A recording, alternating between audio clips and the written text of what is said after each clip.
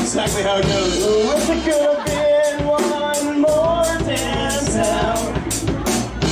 Wish the telephone would just ring.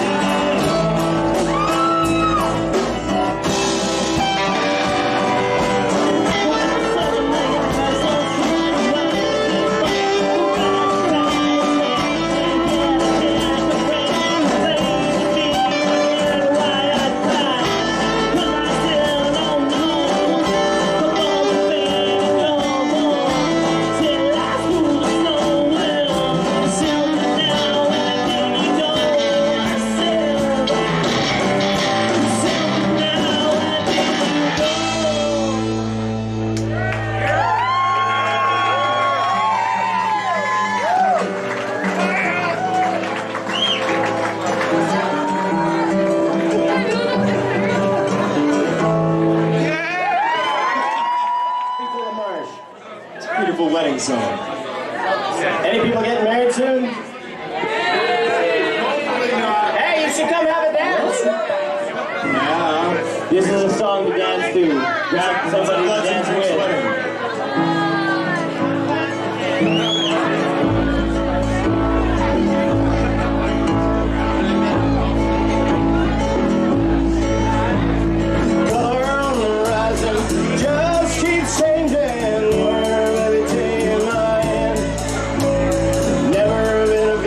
Like you before.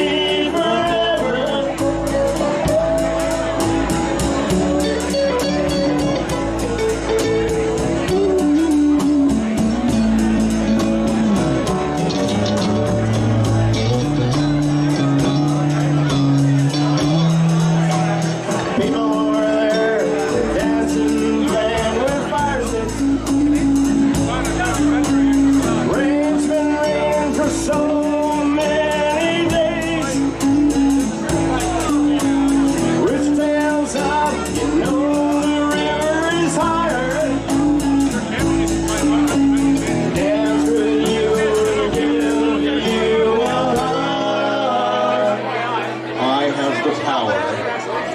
Wait for it. In my pocket, your pretty fingers, flashing eyes.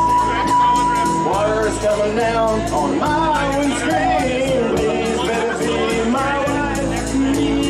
Close my eyes and sway forever.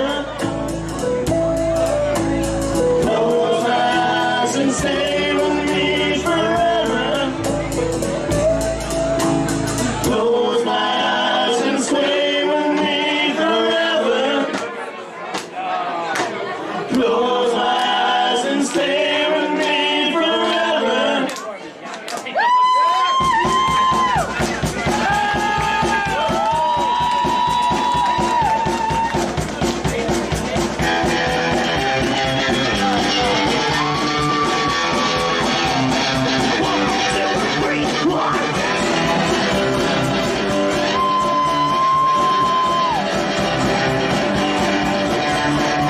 Sometimes I never smile, I never smile, I never smile. Sometimes I never smile, I never smile, I never smile. Yes, since I know the story about love, love. Yes, since I know the story about love, love, I'm wasted. There once was a man, he was a big man. There once was a girl, she lived with two cats. They fell in love, and they lived after. They lived in love till they died. I'm wasted. I'm wasted.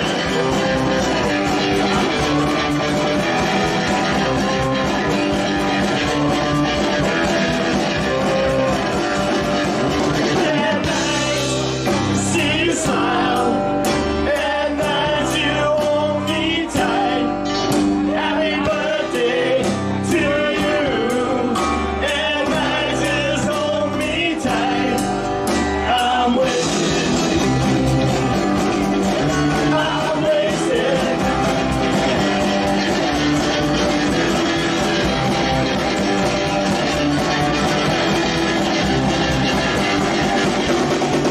Sometimes I never smile, I never smile, I never smile.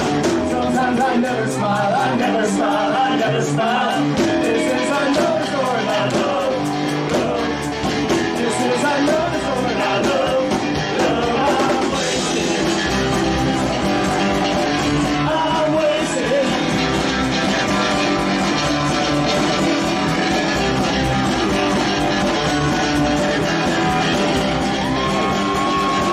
And I see you smile, and as you hold me tight.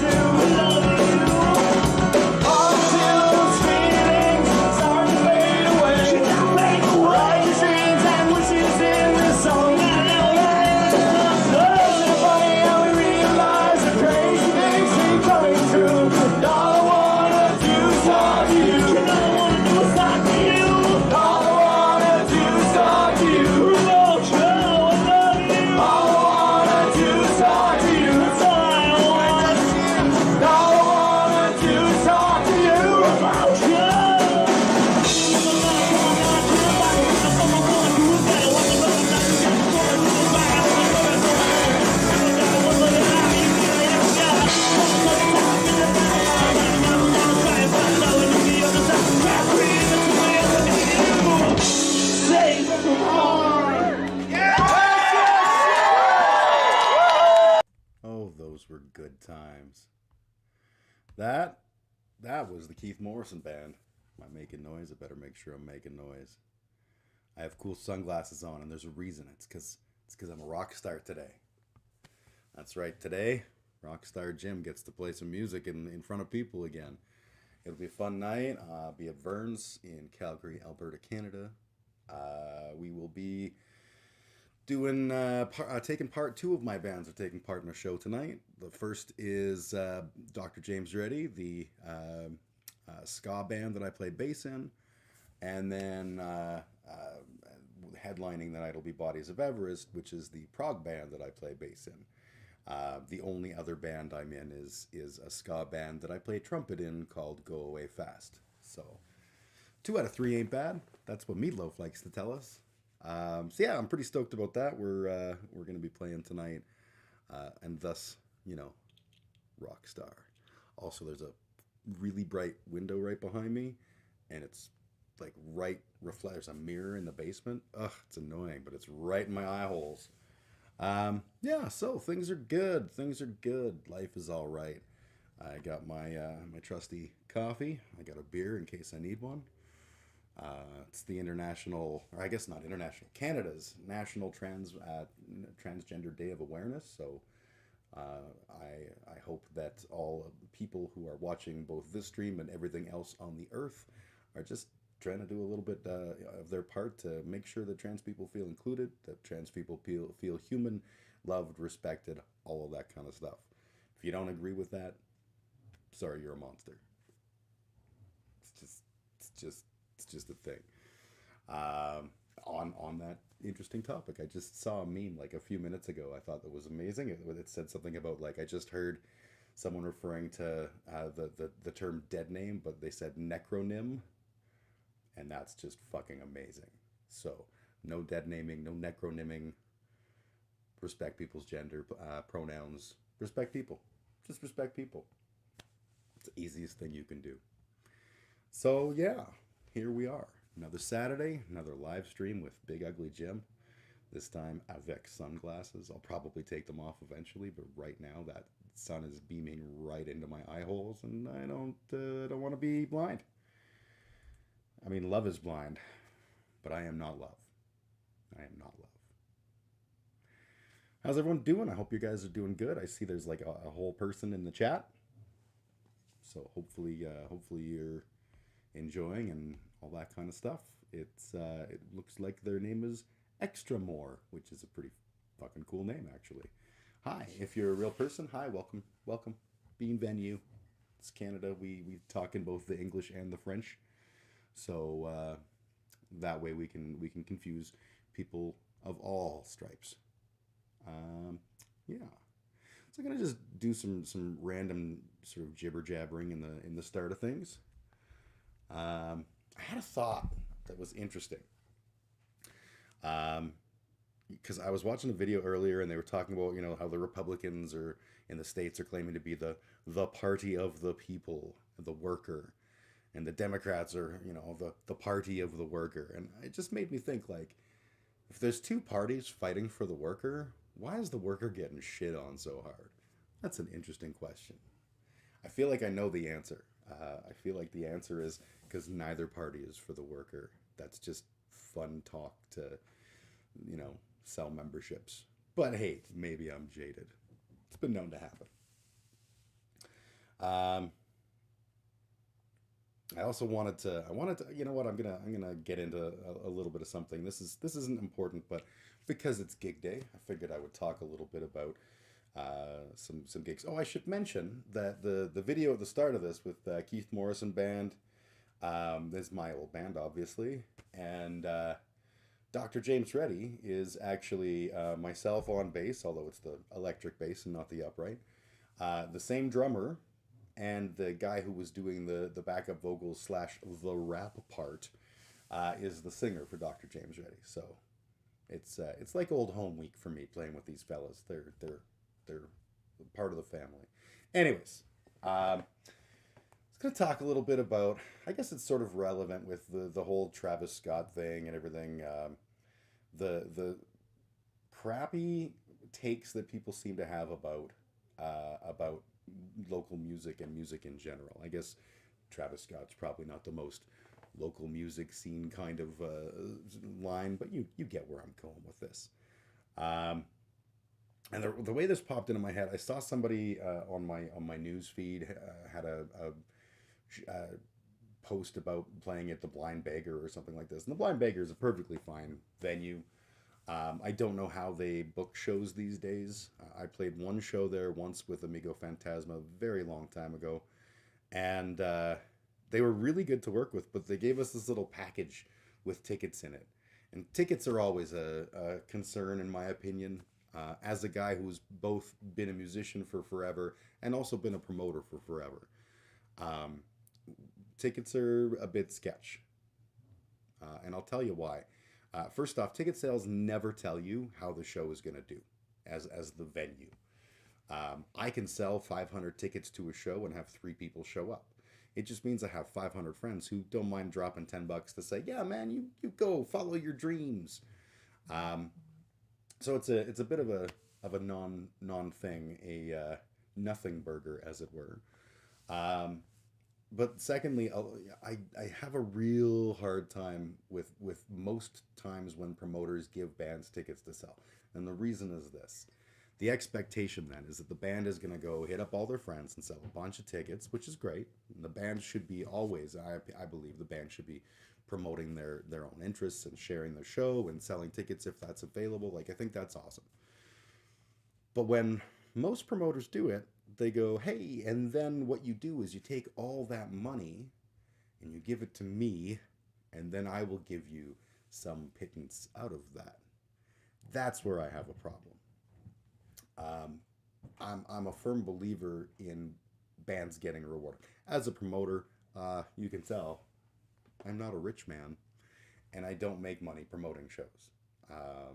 In fact, if you were to add up the total amount of money I took out of the door in my 20 years of putting on shows, it's probably in the less than $1,000 kind of range. That might not be entirely accurate, but certainly not a good return on my investment of time. That said, it's never why I was doing it, so I'm okay with that. I'm a firm believer that the door money should go to the bands. If we give a band tickets, it is intended for, okay, hustle, sell these fucking tickets. You keep all that money. If you get 20 tickets and they're $10 a piece, and you sell them, you got $200, and then we'll look at what the door says. And usually our agreement with the bands will outline either that we get the door or that we will split the door or whatever. The only time we ever ask for money back is if there's a band that they're, like we've got a local band that's opening up for a big band, and there's a big guarantee that, our hands are kind of tied there. Like, we have to come up with however much money for the main band. And when you do that, the bands you're working with understand, like, yeah, this is going to be the situation. There's no surprises. It's not like they, suddenly they're not getting paid or whatever. It's a matter of the trade-off of, yeah, but you also get to open for this big band, and hopefully that's worth it for you.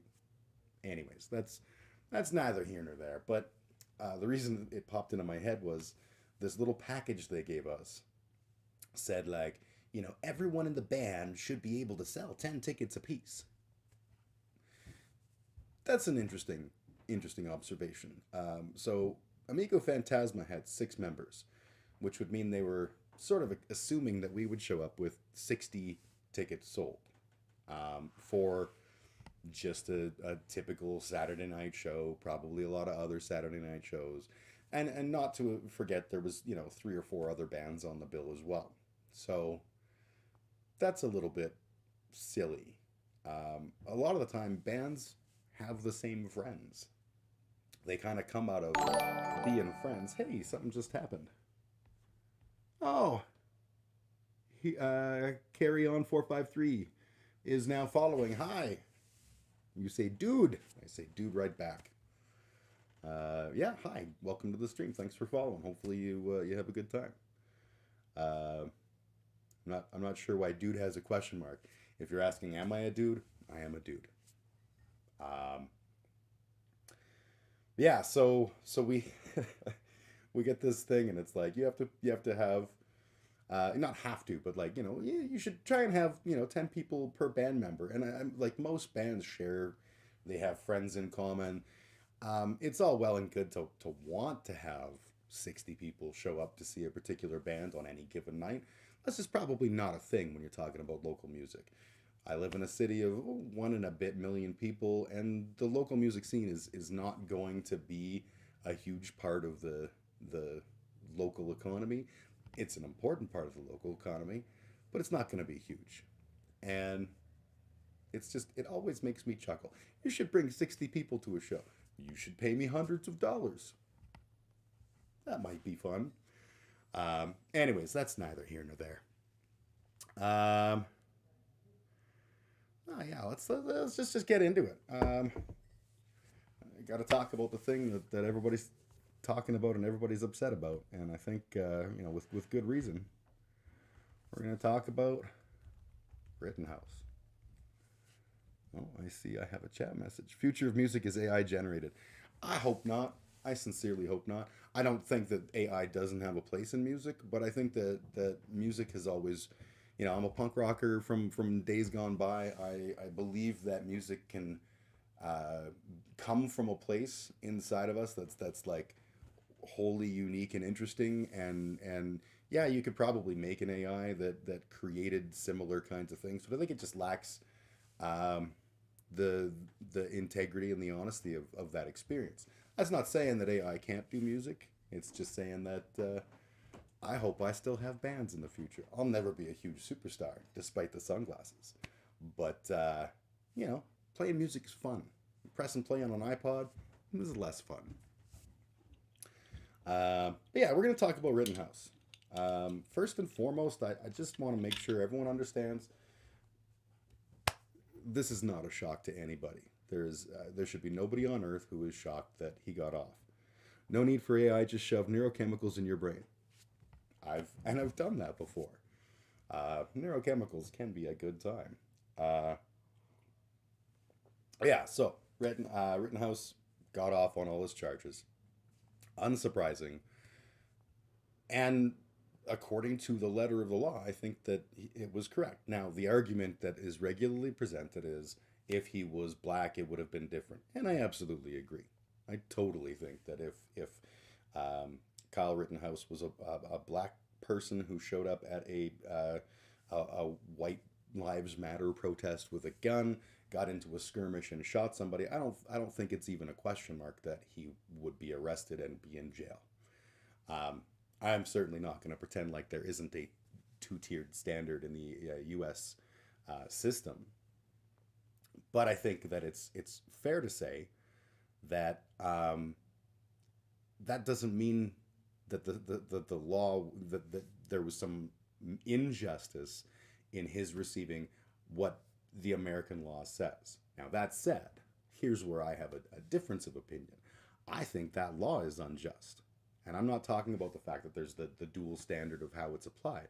I'm talking about it's fucking horrible to imagine a world where someone can claim self-defense when they've interjected themselves into that situation like that. This is my own personal 2 cents, but it's 2 cents.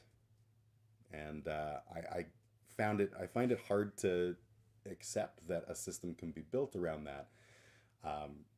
I get American culture. I'm a Canadian, so, what the fuck do I know about America? I just got the surgery, so my head doesn't open up and close like Terrence and Phillip. But it's troubling to me to think that any society could be successful while allowing this kind of essentially barbaric behavior. And I say barbaric intentionally because I'm not opposed to self-defense. I am not opposed to guns. I actually kind of like guns.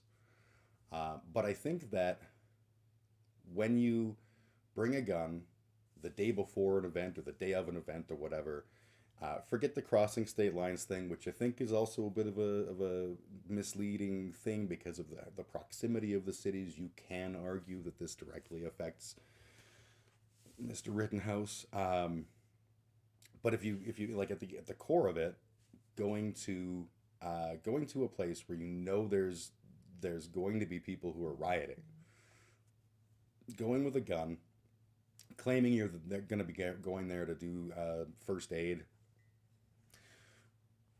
Okay, I didn't see him doing a lot of first aid. Again, I don't know the whole story, but I feel like he was living out a warrior fantasy, and I feel like that's a pretty common fantasy, and I feel like people are they're gonna keep doing that. That's problematic. And I think that we embolden and we empower people to keep doing that. And, when people say, well, what if it was, so what are we supposed to do now? Every time there's a protest, we should bring guns just in case. This is the end result of these kinds of decisions, is that it erodes people's fucking ability to make these decisions. Walking under the rails and blowing up the train because it was coming at me, LARPer. Yeah, that's that's the thing. I saw another way of phrasing it. A friend of mine shared a meme today, and it was like, I jumped into the polar bear enclosure, and I had to shoot all of the polar bears because they attacked me. I get that self-defense is not quite so cut and dried as all that, but it kind of is. I do think that he was defending himself, and certainly by the U.S. law, or at least the Illinois law, he was definitely defending himself. There's no arguing that. To me, the two arguments are, how is that actually self-defense? And would that same standard be upheld for somebody else? Now, as I said, I live in the great frosty north of Soviet Kanakistan. So we have different laws. We often forget this. So I thought I'd remind us of what our laws actually look like. So let me pop over to a browser, and we will take a look, because I think this is kind of an interesting thing to talk about. Canadian self-defense laws. So there's a detailed examination. I actually looked at this earlier when I was considering talking about this. I don't want to go through this, although this is a good thing. It's from the Canadian Justice Department. But it basically goes through and talks about the sort of point by point about what changed in the new Section 34 in terms of self-defense law. Essentially, self-defense law, if I can paraphrase, self-defense law in Canada is not too far off of what the U.S. is. We have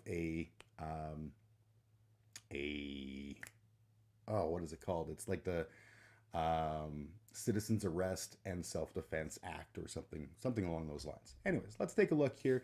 This is from Brodsky, Amy, and Gould Criminal Defense. So I think this is the one I was looking at earlier, and I just kind of gave it a quick once over. So many Canadians are unsure of what they can do in terms of self-defense and what goes against the law. If you retaliate against an attacker, will you be charged with assault, or does it fall within your rights to defend yourself? This is a thing that we actually seem to not understand the rules of. So in 2012, Canada introduced new legislation called the Citizens Arrest and Self-Defense Act. Regarding the new amendment, one Supreme Court justice wrote that claims of self-defense will be more successful under this new act. That being said, not all cases of self-defense will be justified in the eyes of the law.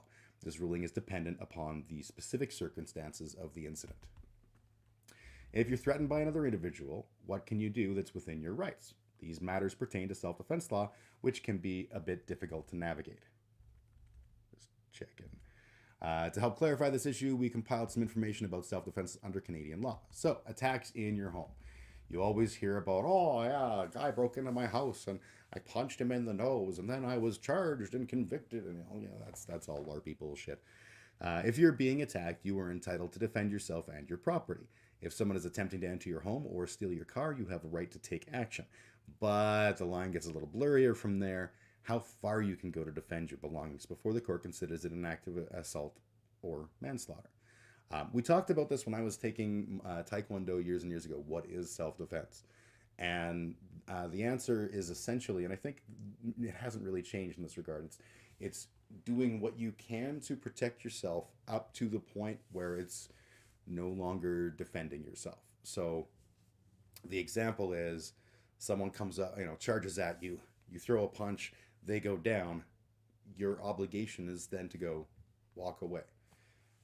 If they go down and you jump on top of them and start wailing on them, yeah, they attacked you, but it's no longer self-defense in the eyes of Canadian law. Canadians can use force to protect their belongings and themselves. An individual is justified in taking action to prevent someone from breaking into their home. However, they must use force, or they must cease using force once the attacker backs down. Furthermore, they must not use more force than is necessary. And that's the tricky part. That's, I met a guy once upon a time who had been in jail for manslaughter, and it was because someone picked a fight with him at a bar. He threw a punch. As far as I understand, it was a single punch. Hit the guy. Guy went down and cracked his head open. I think he had a brain bleed as a result, and died on the spot.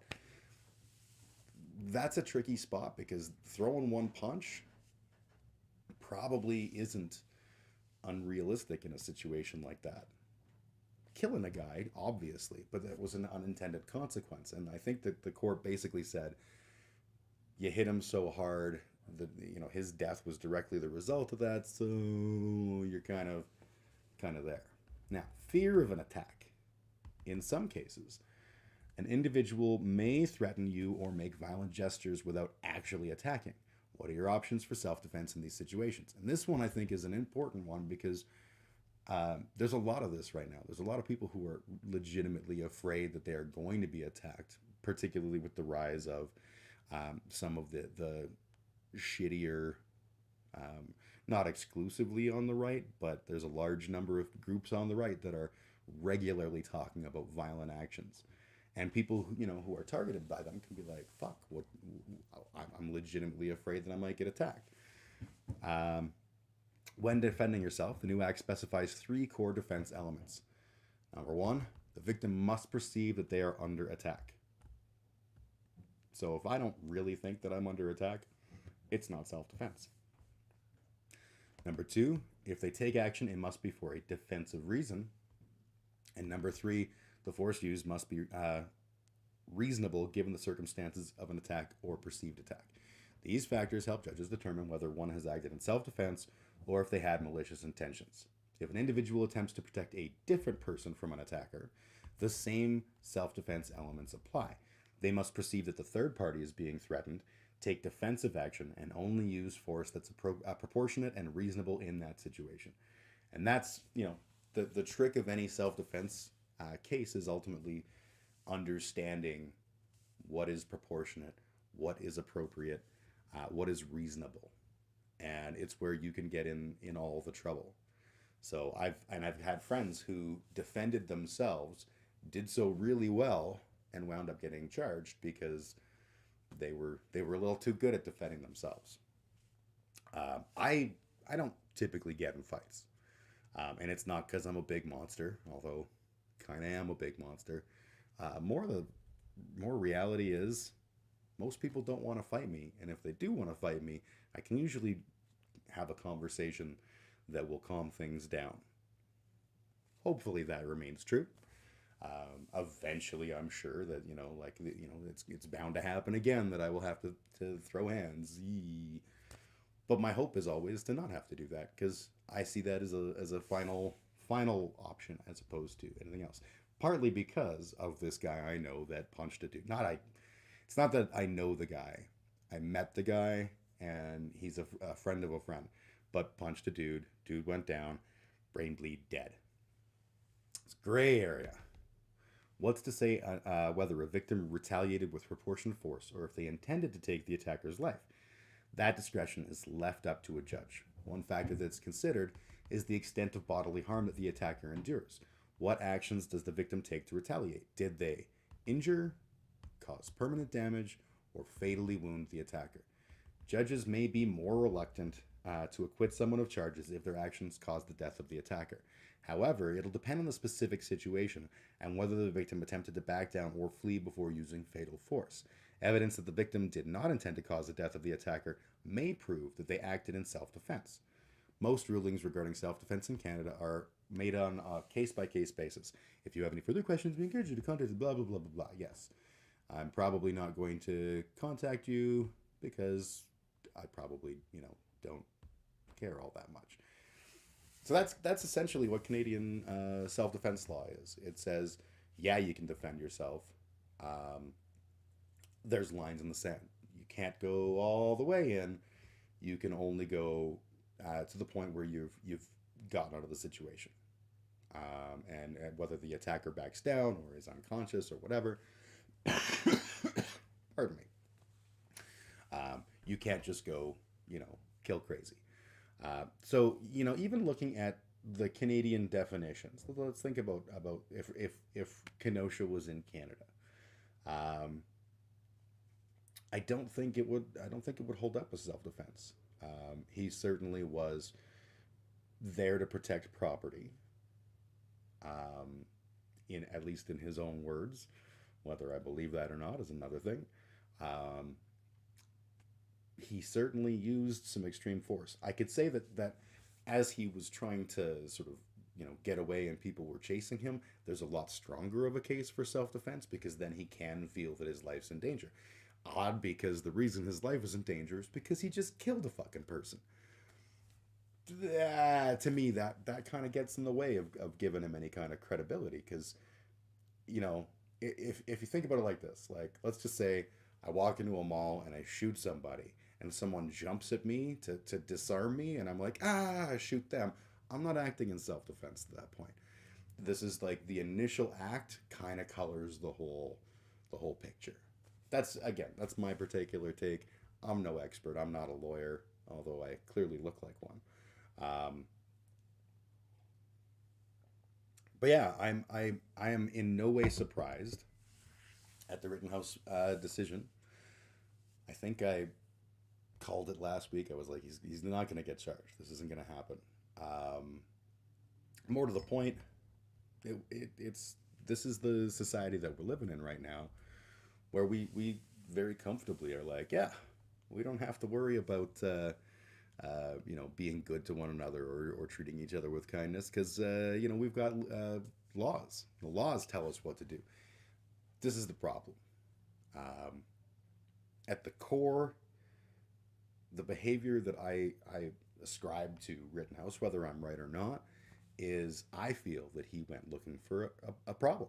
I feel like he found a problem, and I feel like he was 100% okay with the course of events, aside from being chased. I think he would have preferred to just be able to, like, pew pew pew, I'm a big man. But that ain't what happened. I would be a lot better with this situation if I felt there was even a remote chance of some kind of personal self-discovery out of this, and that he was going to become a better person. I just don't buy that for anything. I'm pretty sure that's a whole bunch of bullshit. And the fact that he's hanging out with Proud Boys, and that he's being offered jobs by Matt I Love Young People Gates, he's going to be rewarded for what was a terrible, terrible decision. And that's the problem, I think, ultimately. Senator McCloskey, or hopeful one day McCloskey, whatever, I don't even know what he's running for, but him and his wife standing outside the BLM protest at their house with their guns. That guy's like, I'll hire him to be one of my aides. This is the thing. That's not helping anything. That's not making our society better. We have these rules. Things like the stand your ground laws in the States. I get it. I don't think they're right. I don't think they're good. I think that what we're seeing is in things like the Zimmerman, Trayvon Martin case, and Kyle Rittenhouse, and on and on and on. What we're seeing is the edges of those being eroded to the point where it just becomes like everything's self-defense. Obviously, that's a slippery slope. My argument is a slippery slope, and it we're not there yet, and it's also foolish of me to be like, and what's next? Soon they're gonna let you kill anyone, and also gays in the White House, or like whatever the fuck. But there's reason to be concerned. And I think it speaks to the core values of a society when we look at how it protects everybody. I've said this before, I'll say it again. A society can and should be judged based exclusively on what it actually does for people. We're a social species. We came together in societies. We formed little, whether you want to call them tribes or cliques or whatever, from early on in our evolution. We did so because it was a way to do better than if we were on our own. We developed societies to protect one another from the world. So what are we doing with a guy like Rittenhouse? We're not protecting the world from him. We're not protecting him from consequences for his actions. We're well, maybe yeah, we are protecting him from consequences from his actions, but how does that benefit us as a society? I don't think it does. And what that tells me is that if the law says that he is innocent, then this is the time to look at that law and go, really? Is this who we are and who we want to be? And I think for a good number of people, yeah, this is who they are and this is who they want to be. But I think if we run a society like that, it's end times bullshit. The society will not survive the foolishness that is people treating each other like this. Again, just my 2 cents, my opinion. What do I know? I'm just a Canadian, but that's where I stand on the subject. If anyone's in chat and wants to, call me a hypocrite or a socialist or whatever, now's your chance. For the record, I am a hypocrite and I am a socialist. And I'll tell you why I'm a hypocrite. Because nobody is fucking perfect ideologues. We're not. It's a thing. We're human. The systems that we talk about, I'm a libertarian socialist. So I believe in a world without government or with very, very limited government. And I believe in a world where the people have the voice of power. And the hands of, or the people's hands are the ones that control production and decisions and all of that stuff. I think that's a good thing. Am I 100%, like if I was to take a personality test, would I absolutely line up with that? No, because I'm human. And nobody is a textbook example of what things should be unless we're trying to be, right? The tankies are examples of this. A lot of tankies want to be living up to the exact ideal of being tankies. Same with fascists. Same with capitalists. Same with liberals. That's a decision to try and be as X as they can. But I don't feel like it's honest.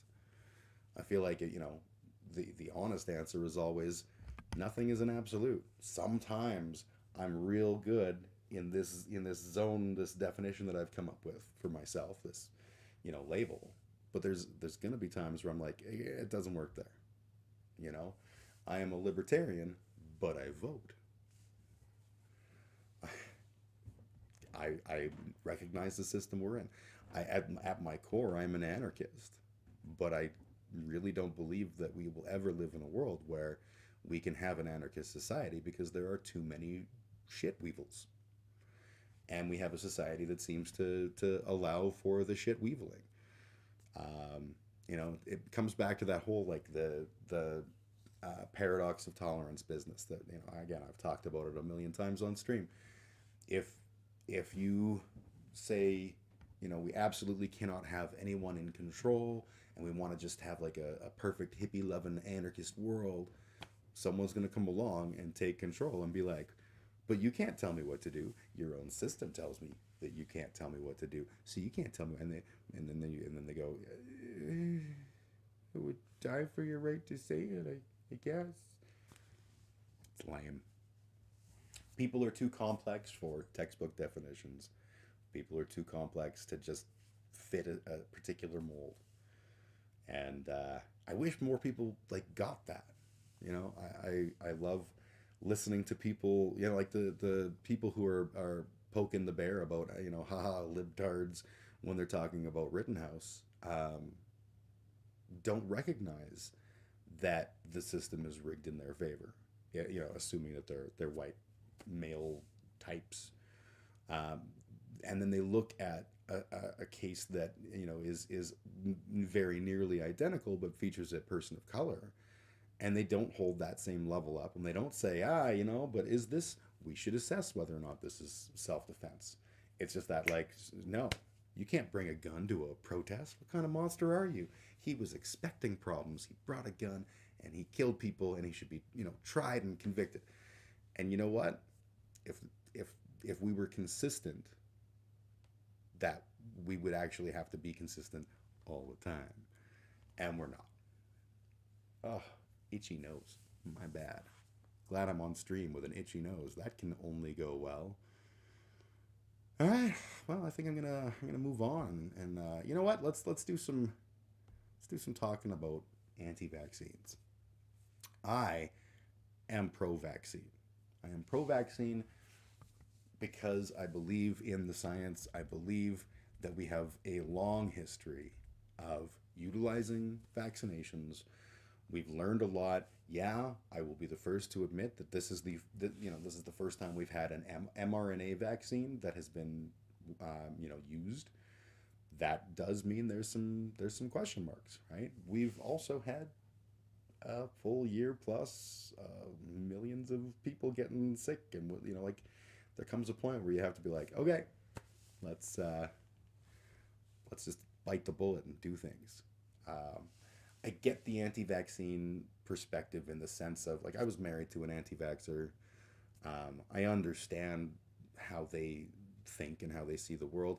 Not perfectly. I'm not going to pretend like, I know all about it. I don't. But I know some stuff. And I get that fear. Like I said, I'm a punk rocker. Trusting the government does not come easy for me. But I'm not trusting the government. I'm trusting scientific experts. I'm trusting medical experts. I'm trusting a lot of people who all have a vested interest, not in promoting some grand death cult conspiracy, but in making sure that people stay alive. Is it a perfect answer? No.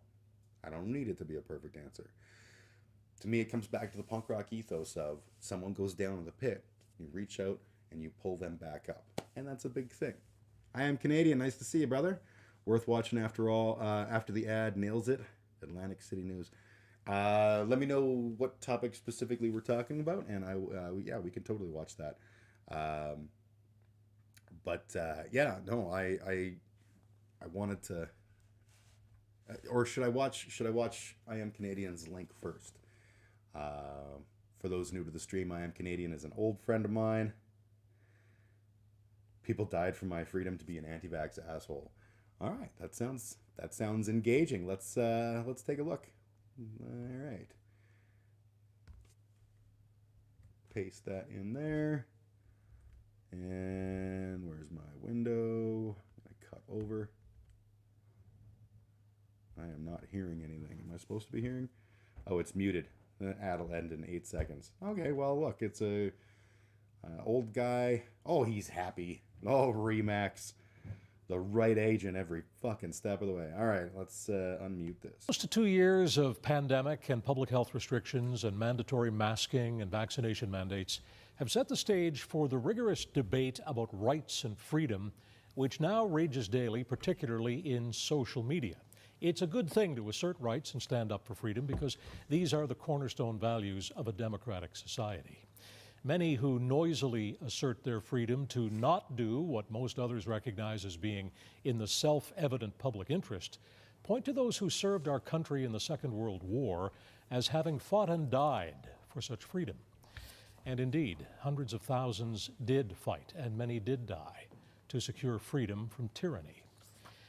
But it was their great sense of duty, the recognition of their responsibility, that inspired them to willingly risk and sacrifice their own lives for the greater good. Is it too quiet? Only a few thousand were conscripted into overseas service. The vast majority volunteered to go. They opted not to exercise their right, their freedom, to stay at home, safe and far away from the bloodied battlefields. They recognized their duty, their responsibility to act in the interest of the greater good. And through their actions and valorous sacrifices, those who fought for freedom also defined the virtue and the value of putting the well-being of the whole ahead of personal safety. Tens of thousands gave up their right to life. In this country today, a legal charter enshrines our rights, subject only to reasonable limits, but it is conscience that defines responsibility. Bob Dylan once reflected, "A hero is someone who understands the responsibility that comes with his freedom." Those who cite the heroics of the fallen and our veterans to fortify their own legal right to refuse a minimally risky shot in the arm or to defiantly refuse to wear a paper mask in public might wish to ponder the courage that inspired the free and noble and selfless choice to put the public good ahead of personal freedom, as our heroes did. Good night, everyone. See, and I do like that. I think that, you know, kind of growing on what I was talking about a moment ago, you know, I do believe in our personal freedoms and stuff, but we created societies out of a desire to be protected and to protect the larger group, right? That's what made us an effective species and therefore king of the food chain. And when we do things like say, yeah, I get that the greater good is, you know, it's a thing, but I don't want to do that. We're kind of not looking out for one another in that scenario. Now, that said, that's just one perspective. Other people can you know, choose to agree or disagree. But I find a lot of the arguments really weak. And that brings me to this. I received this in my mailbox. Druthers. Now, I am familiar with the term druthers because when I was in high school, I was in the grand musical Lil Abner. And there was a song that was, "If I had my druthers, I'd rather have my druthers," which was like, I don't even know what the fuck they're saying. What druthers means is like, you know, if I had my choice, if I had my you know, my way kind of thing. And fortunately, it even tells us druthers is informal, one's own way, preference, or choice. If I had my druthers, we would all know the truth. So this was left in my mailbox, and it says on it, "Important information, please read, then stuff this in a neighbor's mailbox." So I'm assuming that someone felt that I needed to read the druthers to understand and probably to be on to get on the right side of history. Well, this is a great piece of newspaper. First off, the fact that it's actual like newsprint, I think is really, you know, it's sticking to the values, because there's nothing more tradcon than reading the newspaper, right? Right-wing Christian it's worse than just right-wing Christian horseshit. I flipped through, like, I have not even read any of this, but I flipped through just to get an idea. And on page, what is this? Page 10, we have an article. Ah, shit. Oh, wrong side. The healing power of Falun Gong and worldwide censorship. Falun Gong. Oh my God. If you're not familiar with the Falun Gong folks, spend some time. Read up. Because man, is it ever just a shits and giggles nightmare storm. It's so yeah, this is essentially, if I was to bet money, I would say this is the same people who do the Epoch Times, which is basically a shitty little rag, much like this, whose sole purpose is to be like, let me tell you about the Chinese Communist government and how they're coming to put their Chinese communism in every goddamn thing we goddamn have. Let me just go on the record before anyone misinterprets me. I am not a communist. I am not a fan of the Chinese Communist Party. I'm not a tanky. I don't want the Chinese system implemented here. Just putting that out there. Yeah, chick tracts wannabe. Exactly. Oh, we should do a stream one day where we just laugh at chick tracts and maybe do our own. But this one has articles like the main one, and I'm going to read bits and pieces of this. Leave our kids alone. So, what are we talking about here? Well, we all know what we're talking about. I haven't read this, like I said, but I guarantee you we're going to talk about the untested vaccine making children dead, because that's real. So, and the person who wrote it has a Master's of Science, a Master's of Health Science, and a PhD, according to the byline. Fascist horseshit starts with this kind of bullshit. Politics party disguised as someone who gives a shit, religious organization. Totally. I 100% believe you. This is exactly the kind of thing that leads to fascism. And that sounds perhaps hyperbolic. I assure you I am not being hyperbolic when I say that. These kinds of indoctrination mechanisms are like exclusively used as propaganda tools to reach, and this is what the right is doing so fucking well right now. They're reaching people. Fucking, my kid has a friend who recently shared a Stone Toss comic, and it was about, Ben and Jerry's said something to the effect of like, maybe we should not murder all the people. Maybe Rittenhouse was wrong. And he's like, Stone Toss cartoon, how does this help us sell ice cream? Fuck off. That is such a shit take. But what it does, and they're so good at putting these little shareable memes around, and you go, oh, yeah. Why can't we help the veterans? Why do we have veterans living on the streets? Why, what is Ben and Jerry's real agenda? And that leads down this fucking simple path to, the JQ and oh my God, 14 words and all the bullshit that goes with that. So fuck all of this.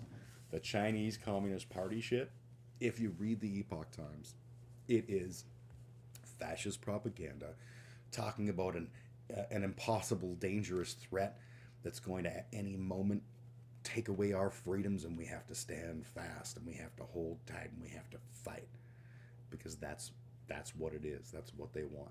They want to encourage people to be ready to go to war anytime they see something that someone says that's eroding our freedoms. Oh, the person who wrote it lied about the person who wrote it. I'm pretty sure they did. The PhD doesn't mean you are a fascist fucktard too. If that's the case, it wouldn't be the first time Doctorow was recruited to lie. The devil works harder. Yeah, you can be educated and stupid all at the same time. So leave our kids alone. Ahem. We can potentially kill thousands of our children, if not more, if we move forward with these safety untested COVID-19 injections, with an exclamation mark. There is real potential risk, and we have never ever done this whereby we are seeking to interject a substance that has not even gone through the minimal safety level testing. Really? Really? Why would I make this stark statement, and why would regulators such as the USA's FDA and Canada's Health Canada be considering this when they know that the requisite safety testing has not been done? I don't think I need to go into this. Obviously, this is just going to be vaccine bad, vaccine not tested. How do we know it's not going to make us grow third head? Here's the thing. How long has the vaccine been in use? A bunch of fucking months. No third heads. No spikes in myocarditis. Now, the truth is that we have not got long-term tests on, especially the mRNA, the Moderna, which is a mRNA vaccine, and it is the first time we've ever used an mRNA vaccine on people, if I'm not mistaken. Let's just make sure I'm not talking shit when I say that, because I could be wrong. I am, again, not Johnny Science Pants. So let's just go mRNA vaccine history. And let me cut over here. So, the Tangled history, and I think I've looked at this one on stream before. This is the Nature.com article. Yes, I'm going to accept all the cookies. Please give me cookie. Cookie. Hundreds of scientists have worked on mRNA vaccines for decades before the coronavirus pandemic brought a breakthrough. So in late 1987, Robert Malone performed a landmark experiment. He mixed strands of messenger RNA with droplets of fat to create a kind of molecule stew. Mmm. Human cells bathed in this genetic gumbo absorbed the mRNA and began producing proteins from it. So this is the core concept that we're launching off of. And 1987 isn't like last week, but it's also, you know, it's not 100 years of medicine. So they were, as they said, it was a stepping stone towards two of the most important and profitable vaccines in history. The mRNA-based COVID-19 vaccines given to hundreds of millions of people around the world. Global sales of these are expected to top US $50 billion. Cool. So it talks about, first we have like a whole inside the mRNA. Again, read this article in Nature. I'll just paste the link into chat just so if anyone wants to give it a proper eyeballing. So it's there. Because I do think this is a really interesting article. But essentially, beginnings of mRNA as far back as 1978, scientists used blah, blah, blah, blah. Okay, I think this is, yeah, so 1960, we have the mRNA discovery. 1965, we have the first liposomes, fatty bubbles composed of lipid molecules produced. What looks like 1969, first proteins produced from isolated mRNA in lab. 1971-ish, liposomes used for drug delivery, used for vaccine delivery. First liposome-wrapped mRNA delivery to cells. mRNA synthesized in a lab. Again, we're 1984. Synthetic mRNA and catatonic liposomes, structures made of positively charged lipids, delivered to human cells from and frog embryos. mRNA is tested as a treatment in rats in 1992-ish. First mRNA vaccines treated for influenza in mice, again in like 1993. 95, mRNA tested as a cancer vaccine in mice. First reported of 4-component lipid nanoparticles at that time to deliver DNA. Discovery that modified RNA evades immune detection, scalable method for manufacturing lipid nanoparticles. 2010, we have our, or 2010-ish, 2011, 12, 13, 2013, we have our first clinical trial of mRNA vaccine for infectious disease, rabies. So that rabies again is not a virus; it's a bacteria. Am I wrong? No, no. Rabies is a virus. The only thing that we have the only bacteria that we have a vaccination for is tetanus. Then we have our 2018 first drug with lipid nanoparticles approved, and then 2020 we have the mRNA-based COVID-19 vaccines with emergency authorization. So it is wrong to say that we've been doing mRNA vaccines for a long ass time. That's totally incorrect.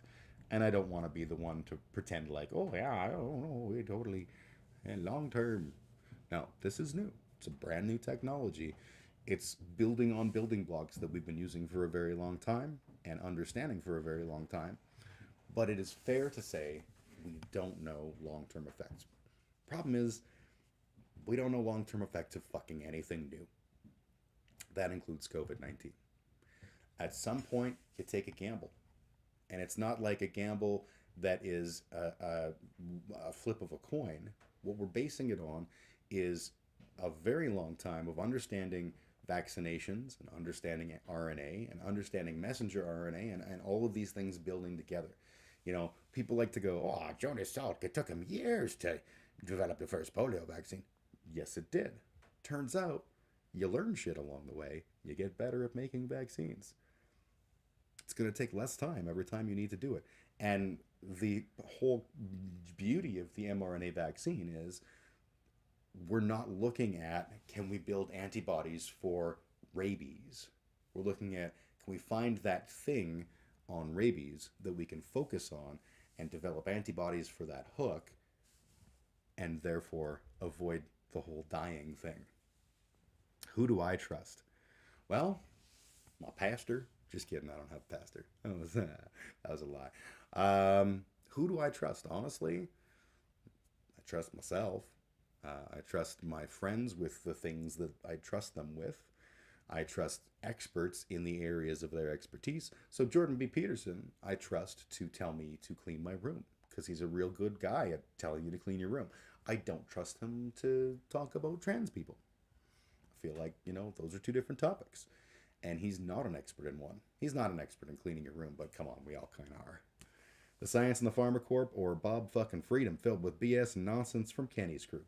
Yeah, that is ultimately the problem, like there's all this scientific data, and then there's these people who just sort of consistently fail any kind of evaluation of the science behind what they're saying, and they're like, putting all sorts of bullshit out in the world, and they go, yeah, but why can't I ask questions? Why can't I tell you that, vaccines made me gay? Well, because vaccines didn't make you gay. Jesus made you gay. And it's okay for you to be gay. Do you want a hug? Like, I don't know how this is controversial, but it is. So controversial, I already have a community strike for talking about vaccines on my channel, and I wasn't even talking about bad. I was talking about good. Was Jesus a top or a bottom? I honestly don't know. We could speculate, just based on the very few times we saw Jesus get uppity. The only time I can think of is the time when he talked, I think it was a Pharisee woman, called her a dog. Other than that, he was pretty laid back, pretty mellow. But he also, he threw the fucking people out of the temple and shit. He used a whip and shit. So I'm gonna go with Jesus was a switch. That's just a guess. Again, I wasn't there. I'm not Max, the 2,000-year-old mouse. But I think it's a good guess.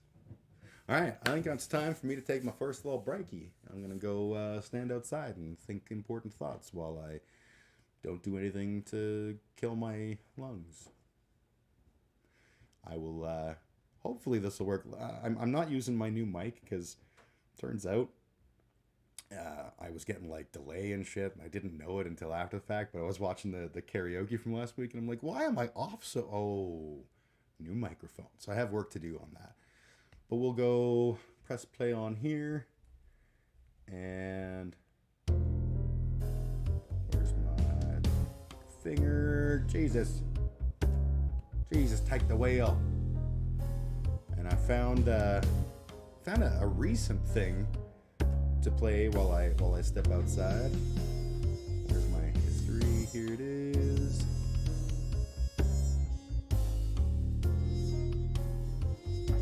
Down to what President Biden... This is Bernie Sanders Without on his objection. no vote to the $778 billion defense budget.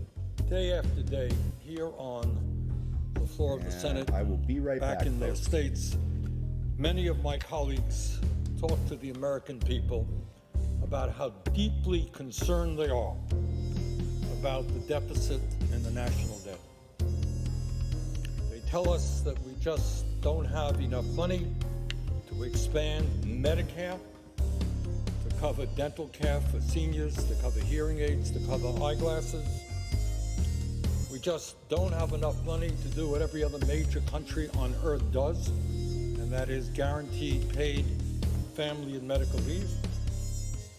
At a time when hundreds of thousands of bright young people are unable to afford a higher education and millions are struggling with student debt, my colleagues tell us that we just don't have enough money to provide 2 years of free tuition at community colleges. When we have over 500,000 Americans sleeping out on the streets, including a few blocks away from the nation's capital, we just don't have enough money to build the low-income and affordable housing this country needs. And at a time when the scientists are telling us that we face an existential threat in terms of climate change, we are told that we just don't have enough money to transform our energy system away from fossil fuel and create a planet that will be healthy and habitable for our kids and future generations. Just don't have enough money. Yet today, the U.S. Senate will begin consideration of an annual defense budget that costs $778 billion. $778 billion for 1 year. and that is $37 billion more than President Trump's last defense budget, and $25 billion more than what President Biden requested.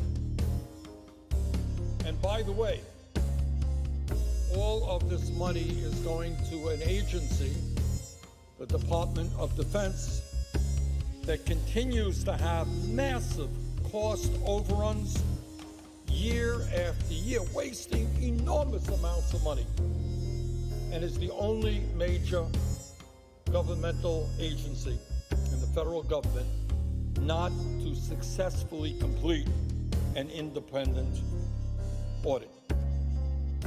Now, isn't it remarkable how even as we end the longest war in our nation's history, the war in Afghanistan, concerns about the deficit and the national debt seem to melt away under the influence of the military-industrial complex.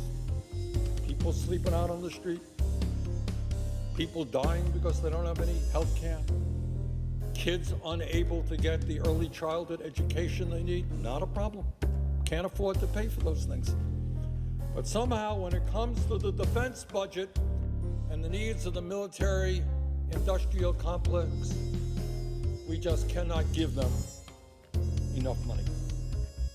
But that is not all, and I want the American people to know this, because I suspect many don't. It is very likely that in the defense bill, or attached to the defense bill, there will be a so-called competition bill. And this bill is a $250 billion bill that includes $52 billion in straight corporate welfare with no strings attached for a handful of extremely profitable microchip companies. Now, is there a problem in that our country is not producing the kind of microchips, the number of microchips that we should? The answer is yes. It's an issue that we have to deal with it. But we can deal with it in a way other than simply handing money to a handful of enormously profitable corporations with no protection for the taxpayer at all. Oh, and by the way, I should also mention that as part of the so-called competition bill, there is also a $10 billion handout to Jeff Bezos, one of the wealthiest people in our country, for space exploration. Combining these two pieces of legislation would push the price tag of the defense bill to over $1 trillion for 1 year. And I want people to remember that, because when we talk about Build Back Better, you talk about a 10-year bill. This is 1 year.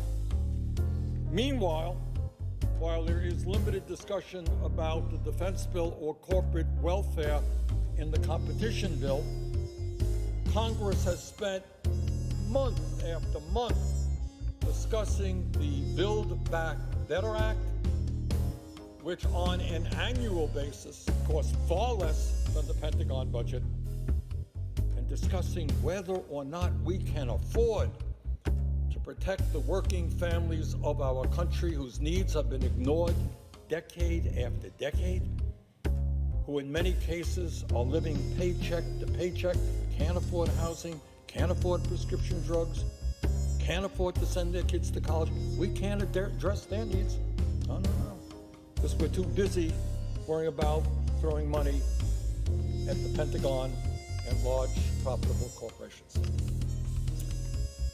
Madam President, if there was ever a moment in modern American history when we need to fundamentally review our national priorities, now is that moment. Whether it is transforming our energy... Bernie, I totally understand. I feel you, Bernie. I'm actually kind of bummed that Bernie Sanders will never be the leader of the free world, but, you know, it is what it is. We were never going to get away with a sock dump.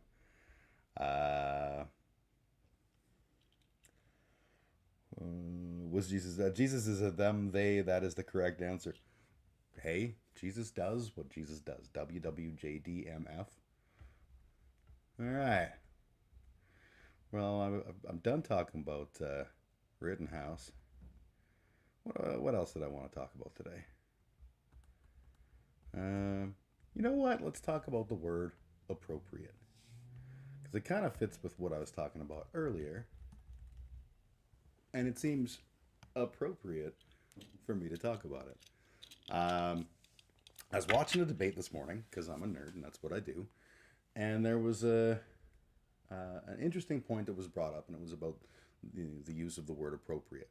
And it was about Rittenhouse and all that kind of stuff. But appropriate's an interesting term because it is totally subjective.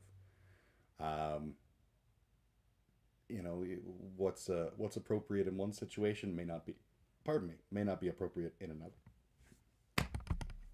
What's appropriate in one situation may not be appropriate in another. What's appropriate for one person may not be appropriate for another. But I feel like we don't do ourselves a whole lot of service when we don't have clear boundaries, right? So the whole issue with the Rittenhouse trial and with self-defense in general, like we were looking at, is what's appropriate. Is it appropriate for a teen boy to show up with a gun at a protest? Is it appropriate then in return for people to show up armed to other protests? I saw this gives me the heebie-jeebies. Let me see if I can find this real quick.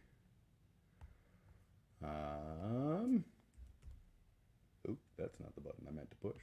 You guys didn't see that, but suffice to say, I pushed a button. It was not the button. My friend Taylor shared this. And this is a quote from a fine fellow named Les Michelson, who is the CEO of Rentex Homes in Edmonton. And this is about Kyle Rittenhouse. Let me cut over so you can see what I'm looking at here.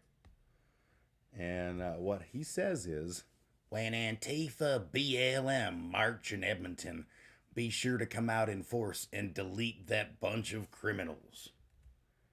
Well, delete that bunch of criminals. This is the problem with the whole Rittenhouse thing. The problem with having a two-tiered justice system. The problem with not being true to our convictions. Kyle was bad. He was doing a bad thing. He may have felt that he was doing it for all the right reasons, but he killed a fucking person. He killed several people. That's not good. And you can argue all you want about there was a child molester, that. Granted, not going to say, and every single one of the people he killed was awesome. I'm not saying that at all. But the penalty for being a creep isn't getting shot by a kid on the street. That's kind of, a sketchy, sussy kind of statement. And the fact that, he didn't know. He didn't fucking know who he was shooting. He didn't ask to see resume and quickly do a quick police service check on these people. He saw bodies that were in scary land for him, and he shot and killed them. It doesn't matter what they did. It matters in other conversations, but not this one. So, was his reaction appropriate? No. Is Les What's-His-Pickle saying, hey, let's erase a bunch of people from the face of the earth because I don't like their politics? Is that appropriate? I don't think it is. In fact, I would call that an example of stochastic terrorism.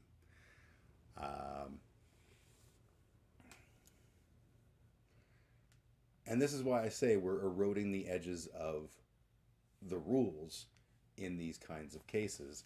And the end result of that is eroding who we are how we interact with one another. That's something that we shouldn't be eroding, right? These guys talk about freedom. They talk about, freedom. I should be allowed to walk around coughing on people. Freedom. Cool, cool. I'm glad you feel that way. How is it different for people who want to show up and do Antifa things or BLM things? And your answer is probably going to be, well, they're terrorists and they're going to burn down our cities. Only they're not. That's not happening. It didn't happen in the States. It happened in the sense of like individual things that happened in the States. There were fires set and there was other bad things done, and those were bad actors. I don't take away their frustration, but I don't support the idea of burning down businesses. It's a shitty gray area that I feel like takes away from things. When I say that, what I mean is, if you're looting or rioting or burning buildings down or whatever, I get the frustration. I get that it's a symptom of a greater problem, but I'm not going to get behind you and be like, yeah, you should have done that. That was the right thing to do. Shooting someone for that, also not the right thing to do. It's a tricky world we live in. It ain't so cut and dried. And I feel like, sorry, itchy eyeball. I feel like all we're doing is making shit worse when we feel like we're making it better. Indigenous people protesting the Coastal GasLink thing quite a while back, although those protests are still happening. They were blocking roads, and right-wing chuds were like, we should just drive through them because goddamn, shouldn't be there in the first place. Okay, what you're advocating for is killing someone who is exercising the freedom that you seem to cling to so importantly, their freedom to protest, their freedom to gather. And well, you're not free to gather on a public street. Well, yes, you are. More importantly, so are you. When the right-wing chuds show up and decide that they want to take over downtown and spread the anti-vax message or march with their Nazi brothers or whatever, that's all, completely cool and legit. But some indigenous person does exactly the same thing that they're doing, and all of a sudden they're saying that they should be murdered. That's probably not a good take. I'm no expert on things. I don't think it's appropriate to bring violence into these exercising of our freedoms. I don't think it's appropriate to threaten the lives of people. I don't think it's appropriate. And this goes for both sides. As much as, yeah, I'm a fan of guns, but I'm not a fan of the left bringing guns to protests or counter-protests. I think that is a seriously bad idea that will end exactly how we expect it to end. It'll end in violence. And, my honest hot take on the subject is the right are better at guns. Now, that's not exclusively true, but the farther right you go, there's a lot of people putting a lot of love and a lot of time into learning how to use weapons, learning how to fight, learning how to be prepared for the coming racial holy war, which should not be a fucking thing that anyone thinks is going to happen. But here we are. Fucking Reagan did this, man. This was all Reagan. Convincing people, you know what, it goes before Reagan, but, convincing people of the welfare queen shit, and that the poors are either, hard-working Americans who are trying to get ahead, or they're lazy garbage people from garbage town trying to steal off the system. That's a cool concept. If only it was real. I feel like I'm pissing into the wind when I say this, but if we want to solve our social problems, like all of our social problems, we actually should understand what they are first. And you want to get tough on crime, don't get tough on crime. Address crime. Why are people committing crimes? Most of the time, it's out of desperation. Sometimes it's out of mental disorders. Um, you can address those things. You can fix those problems. Not necessarily 100% fix. I'm not going to pretend for a minute like there's some magic government healthcare plan that would suddenly mean that we no longer have people who are mentally unwell going on problematic meltdowns. That's bullshit. But we can limit that. We can make it a far less common thing, and we can do what we can to improve the likelihood of a decent outcome. And I'll give you a hint. Sending cops for wellness checks isn't that. I don't know. Again, just a filthy socialist.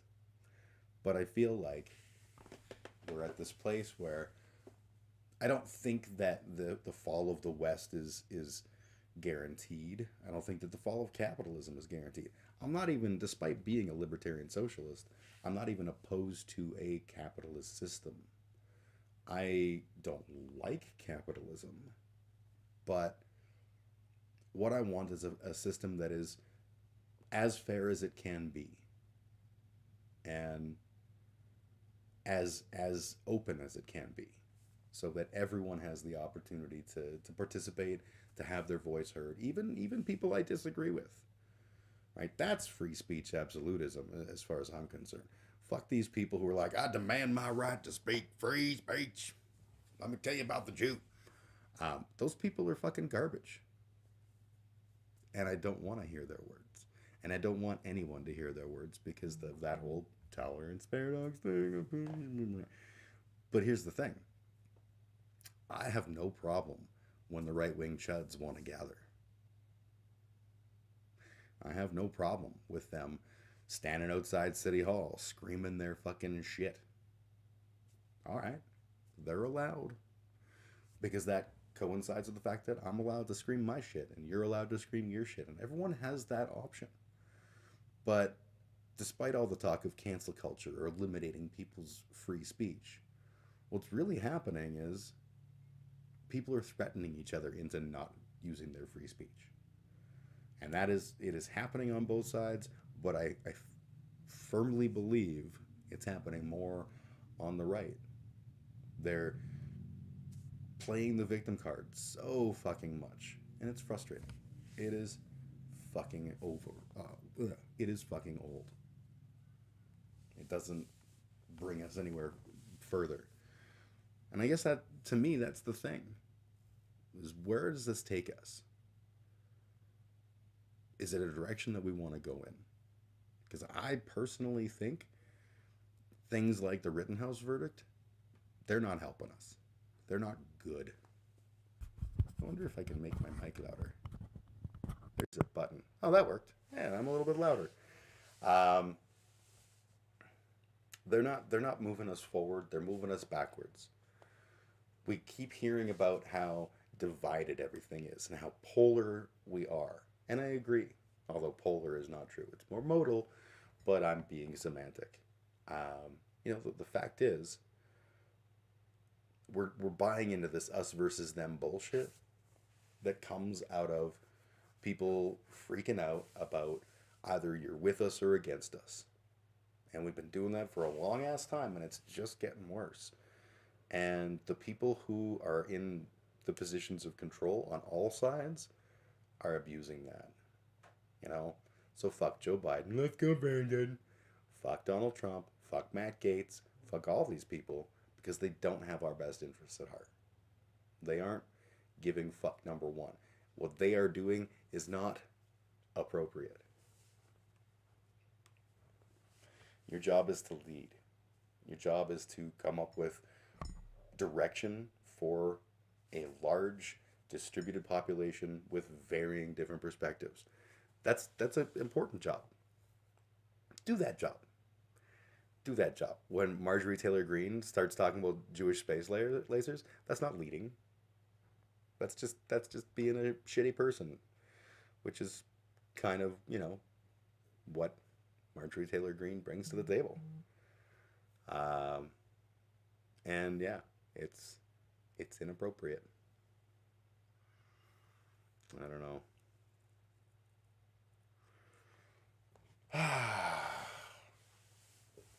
So yeah, once again, playing a gig tonight. It'll be fun. Playing 2 different bands tonight. Should be a good time. I don't know. Having a weird day. The stream, I feel like the stream is doing well. Usually, there are typically, poor number of people. Not poor. Poor is wrong. I love you. I am Canadian. I'm pretty sure you're the only person watching right now, is what I'm getting at. Which is very typical for me. It's usually a quiet day, but I don't know. I feel like I'm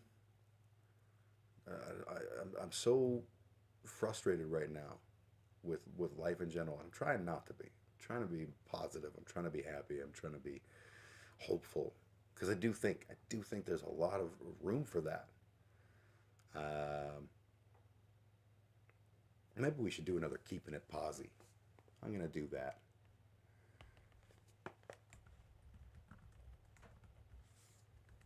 Keeping It Posy. I'm gonna talk a little bit about things that I think are positive steps. First and foremost, as I said at the start of the stream, it's in Canada at least, it's National Transgender Day of Visibility. Day of Visibility, Day of Awareness, I'm not sure which. But it's a remembrance. It's National Transgender Day of Remembrance. A day where we take time to remember the people in the trans community who have come before and who were killed for being trans. Now that doesn't sound like a positive. It sounds like I'm being Johnny Negative Pants. But I think the positive is we're in a place as a society where we can recognize that. And we can say, you know what? Trans men are men. Trans women are women. Trans people are people. And we can do better. So let's keep in mind that we've done poorly. And let's do better going forward. It's a little something. And I think it's a positive. I don't really fathom why people get so freaked out. I think we live in a really cool time. I've talked about this a bunch of times with like my kids and stuff, where I'm a Gen Xer, and I grew up in a world where, if you were one of the gays, that was insulting. To just even imply that a person could be a gay was insulting. And we found that really weird.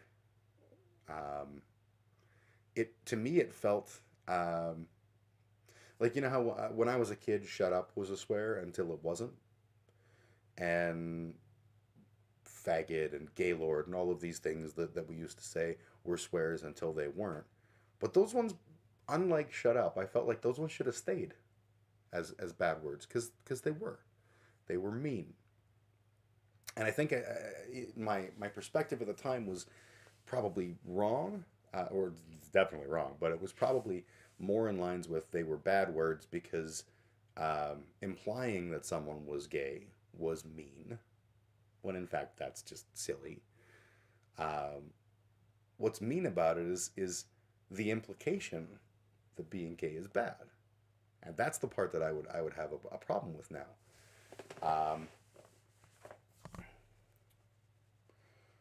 I feel like it's a really amazing thing that we've come this far as a society. We're not done yet by any stretch. I'm not pretending like, oh yeah, we're past racial and our post-racial and post-gender inequality and all that.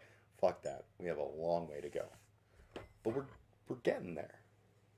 I'm watching the millennials and the Gen Zs, they're having a fuck of a time with a lot of stuff.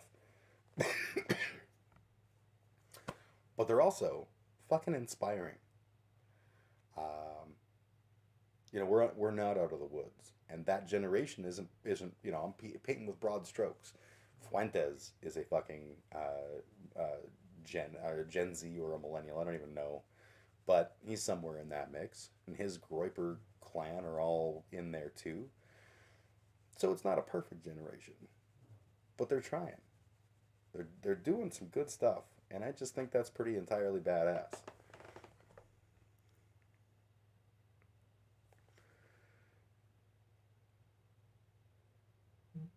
Oh, buddy of mine. Oh, I should mention this. If you're in the greater Calgary area, as I said, I'm going to be playing Verms tonight. One of the things that's occurring at the show tonight will be a clothing drive for Bear Clan Patrol, who regular viewers will understand my deep love of the Bear Clan. It's an indigenous-led group that is. They do patrols of the streets in areas where unhoused people often are, and they provide them with food, they provide them with clothing, they provide them with assistance, they help where they can, and they're just doing good work.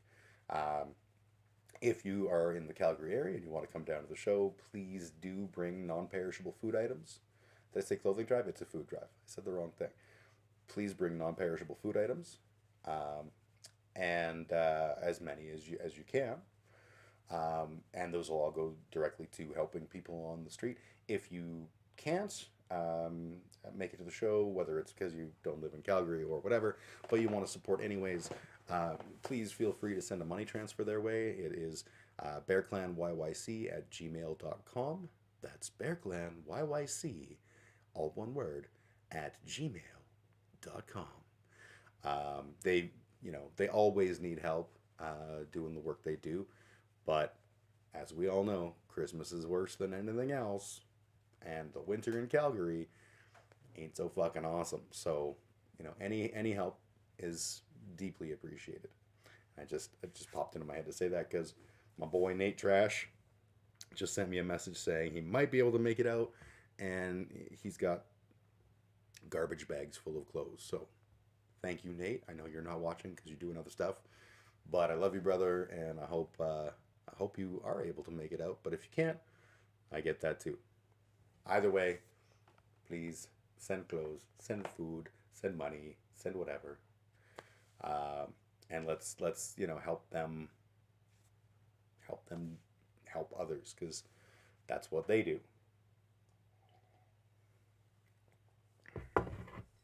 All right. So yeah, let's just keep on keeping it posy. I had an interesting conversation with my eldest son. He has been struggling a little bit in terms of like, what am I going to do with my life? Now he's 18, 19, but I mean he's over 18. He's 19, and he's looking at a world that ain't so easy.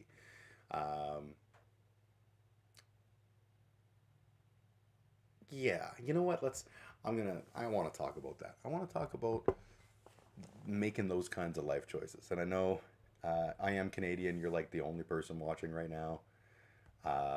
And therefore, this is probably not targeted at you, but you can jump in and provide any insights you want to provide too. Let's see what we're going to call it. Choosing life, which sounds like a bunch of different things, but ultimately what I'm getting at is choosing, how do you go about figuring out what you want to do with your life. Now, I am particularly not suited to talk about this. I have a career, but my origin story is not one of making good choices. Essentially, I was married, and my ex-wife had miscarried, and it was a few months before that she had miscarried. And I got home from work. I was working in this arcade, and we had just bounced our rent check. Life was maybe not the most glowing and opportune. And I sat down and I was like, fuck, I'm a smart guy. Here I am, like I could have been a dad right now. And I just bounced my rent check. Fuck, I gotta do better. I'm working counting to 4 all day. Like I'm so underemployed. I gotta do better. But how? And I hit the power button on the TV, and on came an ad for a little thing called the DeVry Institute of Technology. One of the things that was keeping me in the position I was in was that I didn't have the marks to go to any of our fine universities or colleges in the greater Calgary area. My high school marks were always, yeah, they were not great. They did not reflect what I was capable of doing, but I didn't have the luxury of time to be able to upgrade everything and get my marks to where they would need to be for me to go to school. So it became farther and farther from being possible. But DeVry, as a technical school, did not have those hoops to jump through. And so I was able to entertain the option. So I watched their ad, I called them up, and I was like, hey, I would like to go to college. And they go, what would you like to take? And I was like, I don't know, what do you have? And they listed off all kinds of cool shit. And I was like, telecommunications guy, that sounds interesting. And the lady goes, where do you live? And I said, Calgary. And she's like, oh, well, in Calgary, we don't offer that. And I was like, well, what do you have here? And they go, computers, business, electronics, engineering. And I was like, well, business degrees are stupid, in my opinion. And I never really was good at the whole like home electronics kits that kids would get. So I guess computers. Sign me up for computers. And they were like, do you want to come in and like talk to an advisor? And I was like, if that's the hoop I got to jump through, but I'm going to go take the computer course. And that was the totality of my decision-making process. And it worked out. By fluke, I would say. It worked out. I wound up with a career that I don't mind. That's not a good model. I'm glad it worked out for me, but for fuck's sake, that could have gone really badly. If I had chosen wrong, I'd be, thousands of dollars in debt on a thing that I didn't want to do. So I'm not coming from a place of like do as I do, because I did well only by fluke. Flukes count. We talked about like, so what do you want to do? And my eldest son has, for a long time, has talked about being an EMT.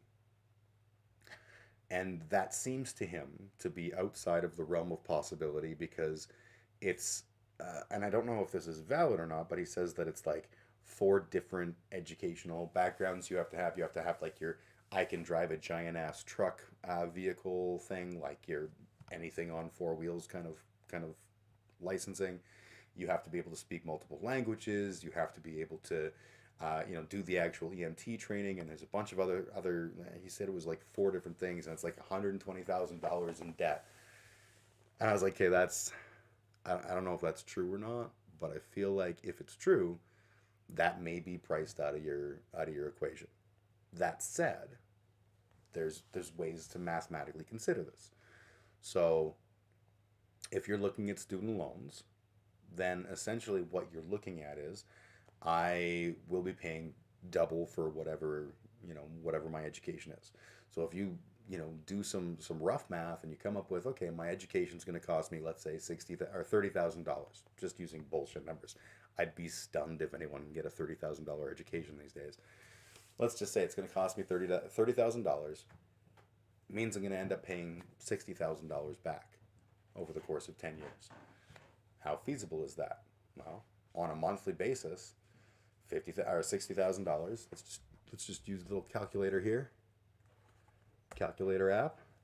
So, $60,000 divided by 12 months a year, divided by 10 years. It's about $500 a year. A month.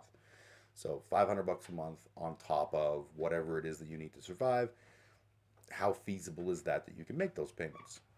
And that is the practical reality behind choosing a gig, right?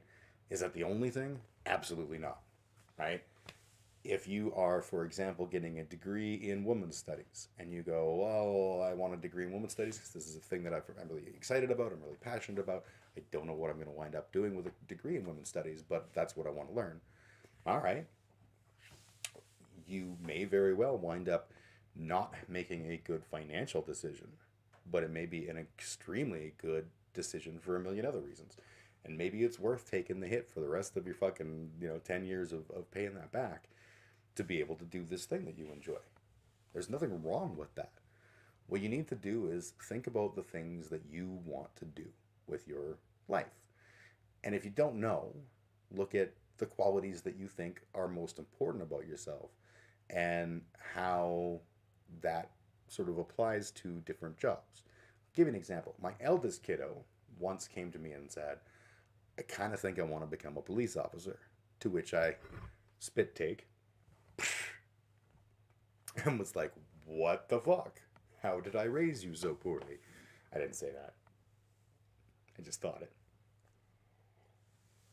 And I was like, no, seriously, like, where is this coming from? And they said, well, I want to help people, and I want to change the system, and I want to change the system for the better. And I think maybe I can do that from, within the system, be an agitator within. And I was like, okay, that's very, very cool. And these are the important things to understand. Now, do you feel like you'd be able to change the system and like you'd be able to run a reasonable chance of not having the system corrupt you instead? And they were like, I don't know. And I was like, okay. I don't think at my core that what you want to be is a police officer. I think at my core what you want to be is someone who helps others and affects the system. There are other opportunities there. There's all kinds of things that you could be doing that are meeting those goals, specifically related to criminal justice. So, for example, if you want to help people and challenge the system, maybe it's a role in social work. Maybe it's a role in mental health. Maybe it's a role in local politics, promoting the idea of, the more accurate defund the police narrative that says, let's take some of that money and build back our social infrastructure so that we have supports in place for people who currently we treat as criminals because we have no other language for them. We know that that person was mentally ill and homeless. Okay, so let's look at those as the problems. How do you, you want to fix the system? Start challenging the idea that homeless is even an acceptable consideration. Why is housing not a right? Why is housing not a thing that every single person has a legal right to? You're never going to prevent every single human being from being, living on the street, because there are people that choose to live on the street. But that is a very small number compared to the number of people who do live on the street. And I think a lot of the people who choose to live on the street probably choose to live on the street only because that's the only choice available to them, and they embrace it. These are things that we can do, right? I saw a meme, and it was somebody posted about, like, we need to start. It's not enough. We need to start opening our offices up because we got to use that space, and we got to make get this economy back on track. And the rebuttal to that was, we don't need to use that space for offices. We need to start reclassifying that space as housing that is affordable. And I've been saying that shit for a long ass time, so it was really nice to see someone else in the universe agrees with me. Fucking facts are facts, and the more that we do to help people before they are at the lowest point, the better our society will be. So yeah, I'm a libertarian socialist. But this conversation is an interesting one because a lot of the time we don't know what we want to do. And we feel like our society tells us that we should be invigorated in some particular direction. Like we're all like somehow, Jesus invented us all to be perfect little worker bees, and we have that thing and we just need to find it. That thing that we can do and that excites us. You know, I'm here to tell you, Gen Z, millions of Gen Zs that are watching this right now, that thing isn't real. Nobody wakes up in the morning with a hard on thinking accounting. Accounting is why I have this hard on. No one. There are absolutely people who do have that, who do have a job that excites and invigorates and encourages them and makes them like want to go to work every day. That's absolutely a possibility. But most of us, that is not the case. I am a business analyst. I like my job. I'm good at my job. But if I could. Well, that was a good noise. Fuck, it's dry down here. Let me take a sip of coffee. Okay. I like my job and I'm good at my job. But if I had a choice, I would not be doing my job. I would be doing a lot of other things. I would love to be a professional musician. That's probably never going to happen because of the capitalist reality we live in.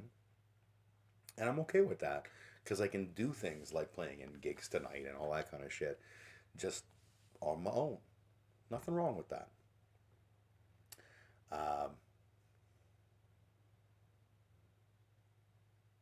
We don't have to be passionate about our job. Sometimes what we need to do is find a job we can do and we can halfway enjoy and be like, okay, this will work.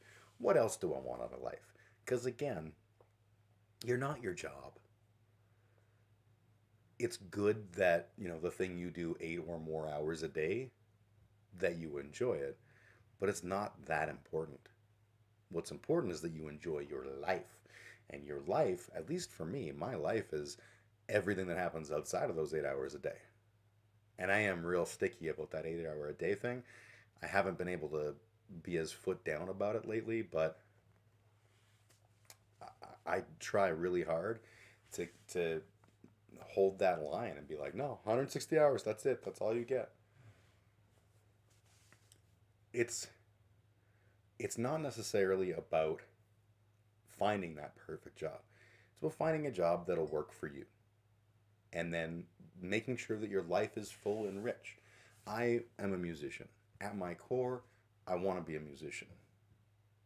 I will not be a musician because I've just had too many responsibilities. I got married young, I had a whole slew of children, and it's just not a practical reality for me. That's fine. I'm okay with that. I can deal with it. At the end of the day, I do music, and I do it well and successfully for what I can realistically want, at the same time as balancing that with doing my thing, working my day job, living up to my responsibilities, and that's all right. When you think about what you want to do, think about what's around that, right? If you're like, you know, if you have an idea and you're like, I want to be an EMT, for example, and all the bits and pieces are in place, and you can be like, yeah, here is my path forward to be an EMT. Cool. Then follow the path. Do those things. But if you're like, I want to be an EMT, and there's this series of things that are in the way, all right, what's around that? What jobs work in similar ways, or in you know, in similar, whether it's similar environments, similar types of roles, you know, what is it about that job that draws you to it, and what other jobs would also meet those goals, would also give you that sense of fulfillment or whatever. That's how you do this. I had a friend who had switched her major like a bunch of times, and she came over to my house one day and she's like, I'm gonna switch my major again, but I don't know what to switch it to. And I was like, you need to fucking stop. It's not that you need to stop switching your major. You need to stop making your parents pay for your education. You need to stop going to school until you have a clearer picture. And she was like, I don't know, you know, like I tried education and that wasn't for me, and then I tried, you know, this and this and this, and they all weren't for me. And I was like, this is the thing, you've gone through like all the people you knew in growing up. Your parents were both teachers. You had a family friend who was a nurse, and you tried all their big boy pants on, and they didn't fit. That's okay. Now it's time to start broadening your scope. So rather than trying to figure that out while costing tens of thousands of dollars a year, stop doing it. Drop out of school for now. Start working and use your free time to explore areas you've never even heard of. And the example I gave was, I was like, what about Egyptology? And she's like, what now? I was like, the study of ancient Egypt. She's like, that's a thing? I'm like, well, yeah. I'm not saying you should do that. I'm not saying you're even remotely interested or inclined to do that. But yeah, it's a thing, and you've never considered it because it's outside your sphere. You've never even known that was a thing, let alone ruled it out as a possibility. All this stuff is out in the world, and you haven't seen it yet. And so what I would suggest, and what I said to her was, go down to a large library, wander around, grab books at random, open them up, and just start flipping through. And be like, this is a book on Egyptology. That's kind of interesting. Cool. I don't feel like, there's a huge connection there or whatever. Put that book back. Grab another one over here. Oh, this one's about neuroscience. Wow, that's really fucking fascinating. Oh, look at the things you can do. I would love to understand how to do, what the things that start making you get excited are the things that you want to explore further. And again, that doesn't mean be a neuroscientist. It means start looking.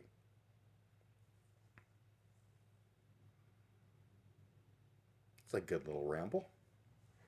So yeah, kids, make good life choices. I will continue to make poor life choices and somehow fluke out and stay alive. I'm good with that. All right, I think I'm going to take another break. Nothing's really going on here for people wanting to chat. And yeah, I think, honestly, I probably should make a shorter stream than usual. I'm not done yet, don't worry. But I do feel like I woke up at like 5 this morning, and I'm going to be up very, very, very late playing my gig tonight. So I should probably try and get a nap in. So I'll tell you what, I'm gonna go out, do my thing again. When I come back, if there's nothing in chat, I'm going to do my weekly humiliations. And I had said on the Facebooks, I think it was on Facebook, but if you have an idea for, my weekly humiliations, normally I sing karaoke, usually with no care of whether it's good or not. I've lined up 2 karaoke songs I will do today. The first one is, the fuck was the first one? Let me just check.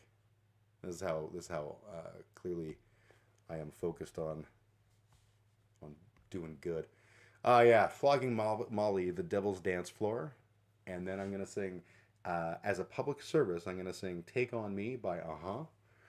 And I say it's a public service because no one can sing that song properly. And I will show you why never to sing this at karaoke. But first, a word from Bernie Sanders. So I'm gonna bring up the thing, and then I'm gonna switch songs. I'm gonna make it the horrible Run to You, which hopefully will get all of your brains stuck on Bryan Adams, assuming it loads, which it looks like it did.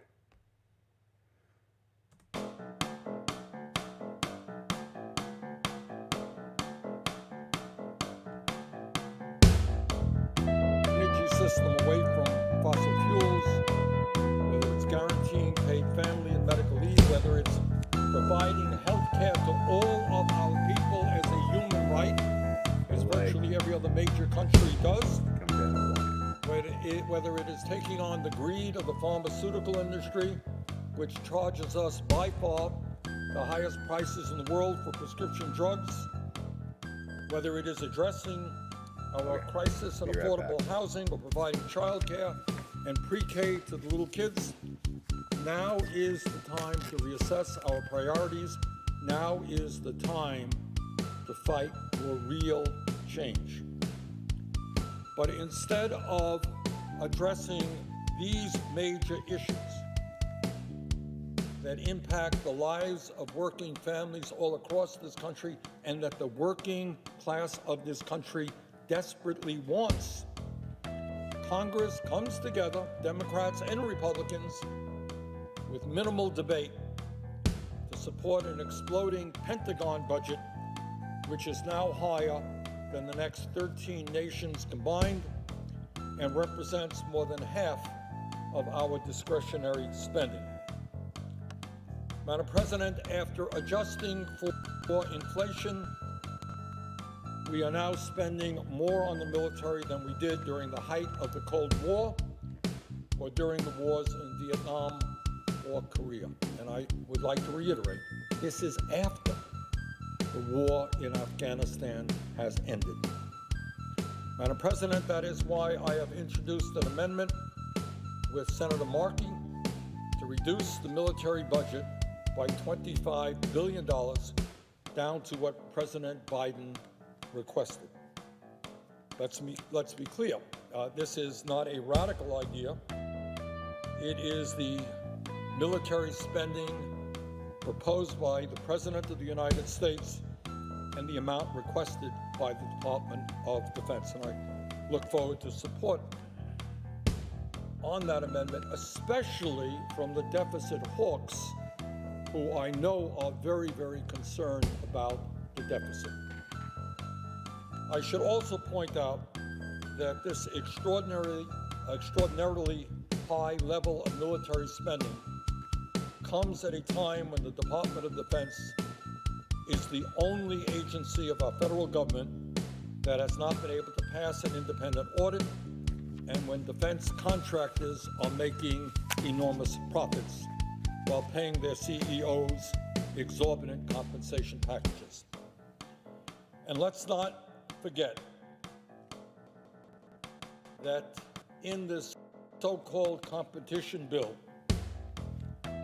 there will be a provision which provides $53 billion in emergency appropriations for the microchip industry with no strings attached. Let me repeat that. We're talking about more than $53 billion in federal funds. And by the way, I suspect there will be more taxpayer money coming to these corporations from state and local government with no strings attached.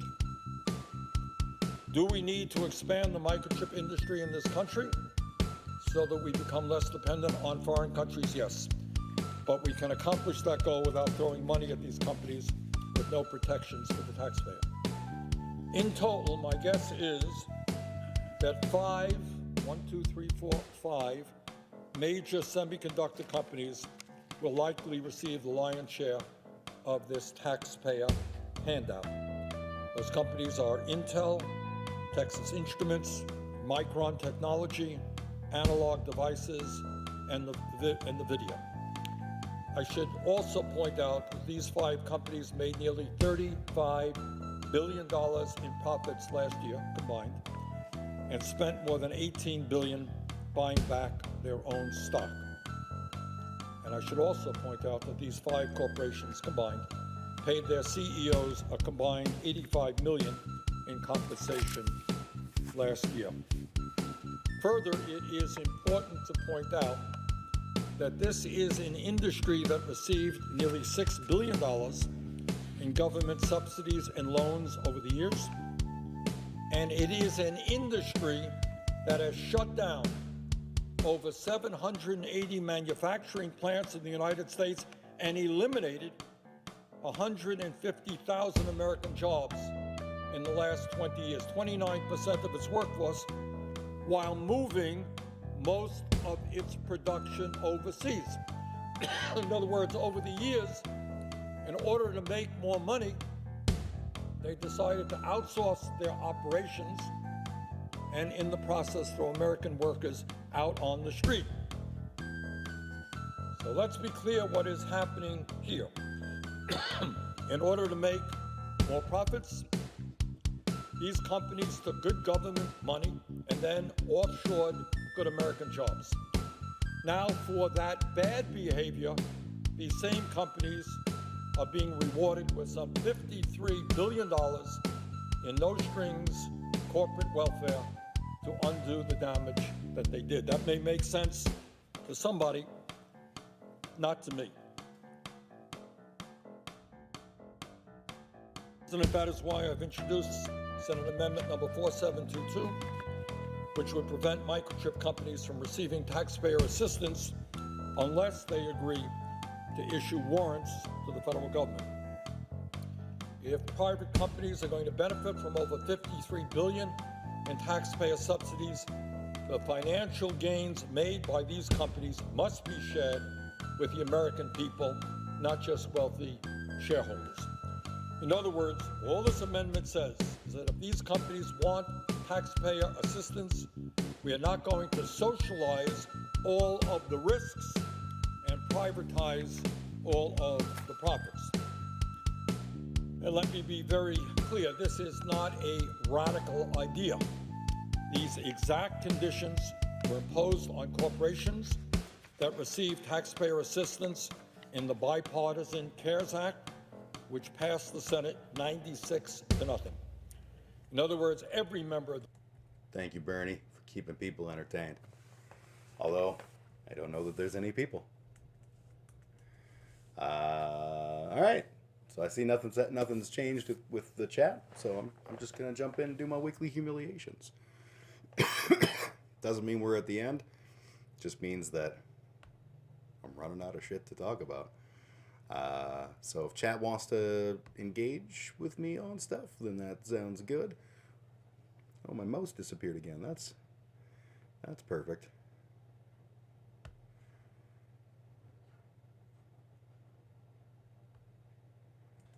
How is it that I'm able to figure out all of this shit? All right. I don't know why my mouse does this. Suddenly deciding to disappear. But I managed to cut it over. That's pretty good. All right. Here we go.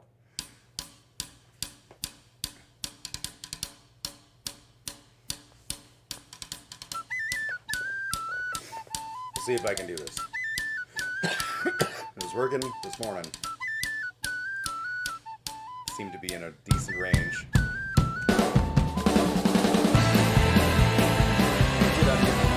Yes. Okay, good. Put on the sunglasses.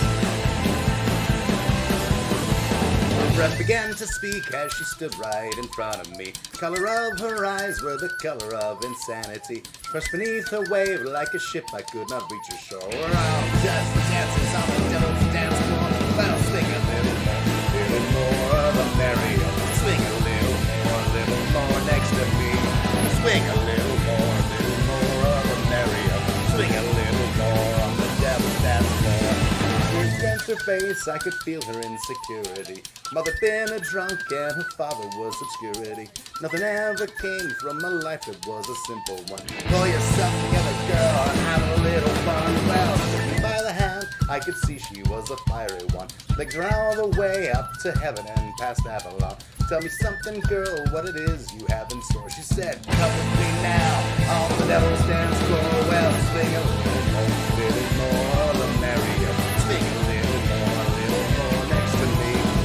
A little more of the merrier. Swing a little more on the devil's dance floor. Swing a little more on the devil's dance floor. Hey, wow.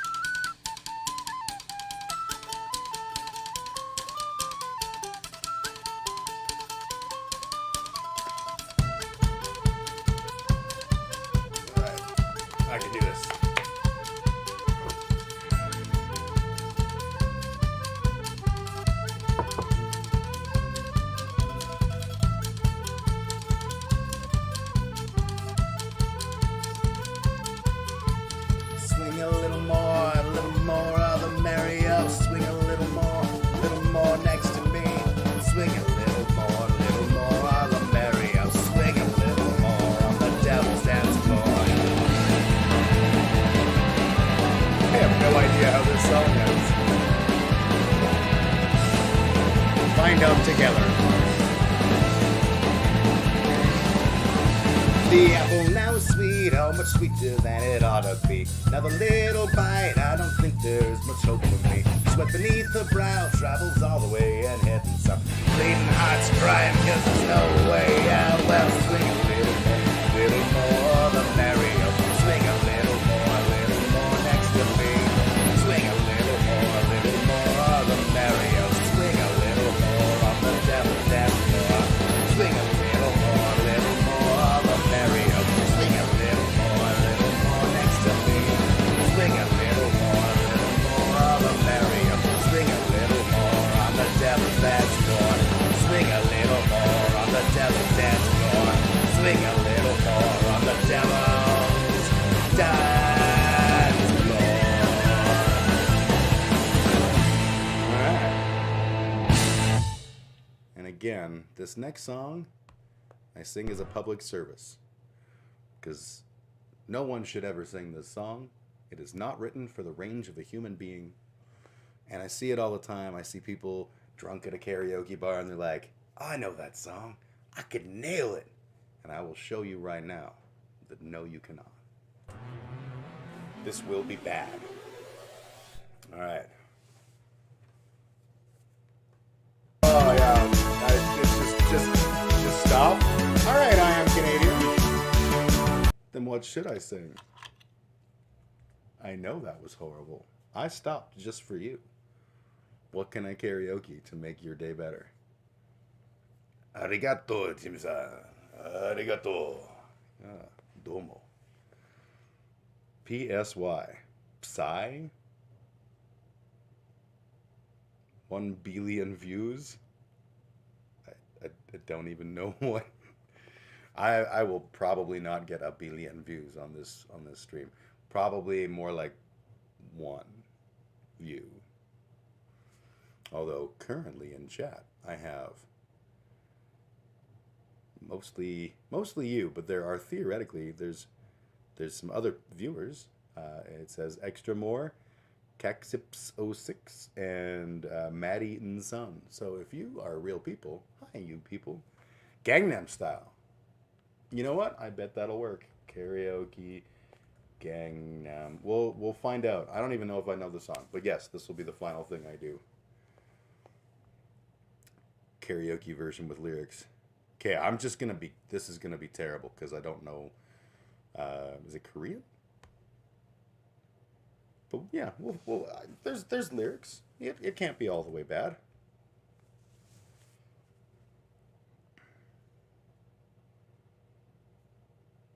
It says instrumental, but nothing is happening.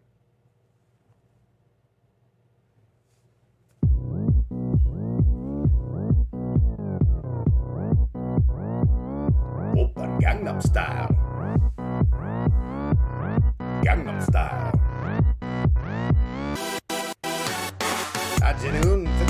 Oh fuck! This is not gonna work, dude. This is not. Oh, you know what? There's right here on the right hand side. This will work. This will be better,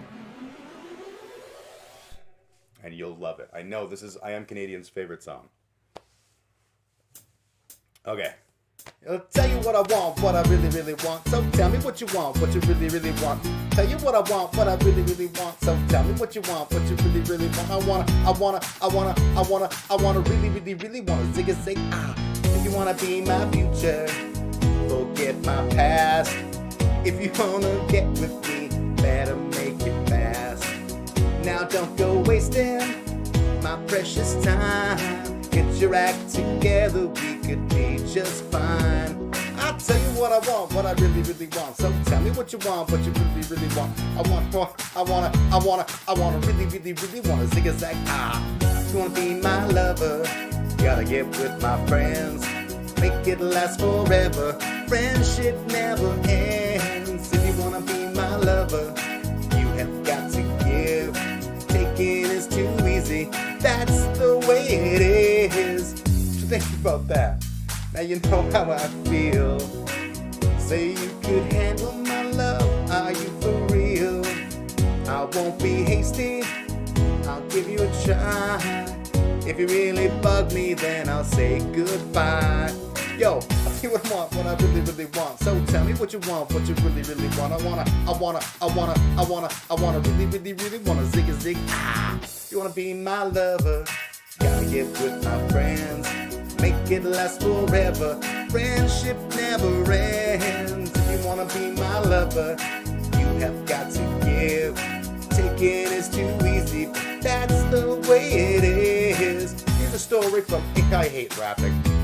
You wanna listen carefully. We got M in the place who likes it in your face. We got G like MC who likes it on an easy. Doesn't come for free. She's a real lady. As for me, you'll see. Slam your body down and wind it all around. Slam your body down and wind it all around. Be my lover. You gotta get with my friends. Make it last forever. Friendship never ends. If you wanna be my lover, you have got to give. Taking is too easy. That's the way it is. If you wanna be my lover, you gotta slam your body down. Oh, okay. That has gone on long enough. I will, however, I'm not gonna sing this, but I'll see if I can find. Yeah, here we go. This is a band called Snuff.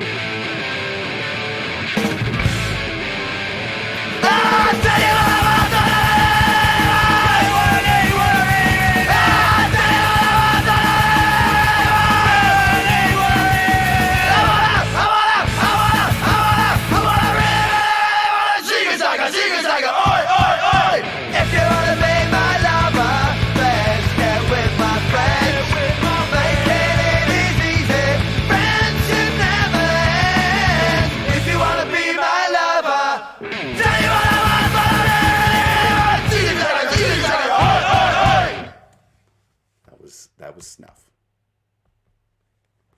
Oh shit, it's doing Teenage Dirtbag? That's probably not gonna. Mongolian death metal? No, but I do know Mongolian death metal. The Who, yes. I don't know if I could do what The Who does, but that is a fantastic fucking song. Also, what was the name of the band I saw before I even knew of The Who? The singer is dead. Fuck, I can't think of him now. Tengar Cavalry. Oh, you're sending me a link. I feel like you're invested. God, I hope this is just. This is carry it. Oh no, this is the official music video. Okay, this part will absolutely get edited out of the stream. But here we go.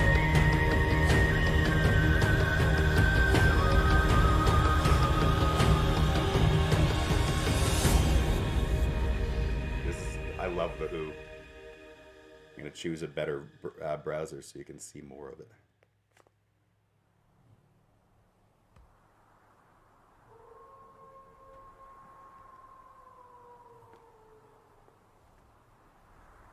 Oh, that's not right. What the hell is... Oh, I know why. Hang on.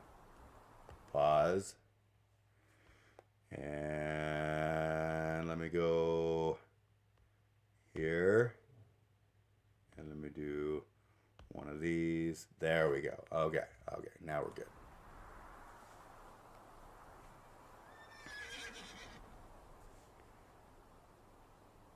It's a sing-along.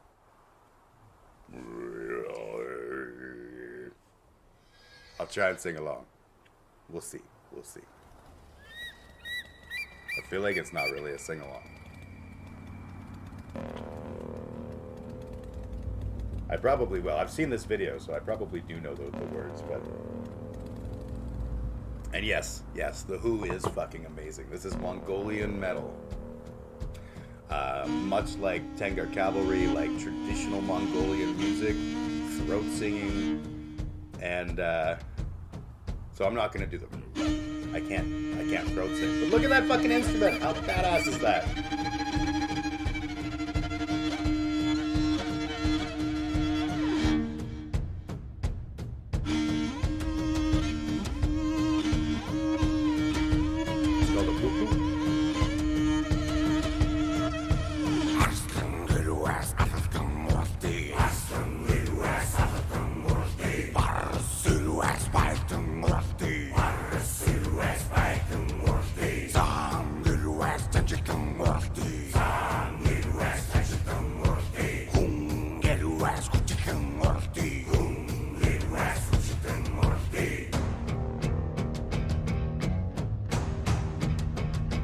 How gorgeous are these instruments?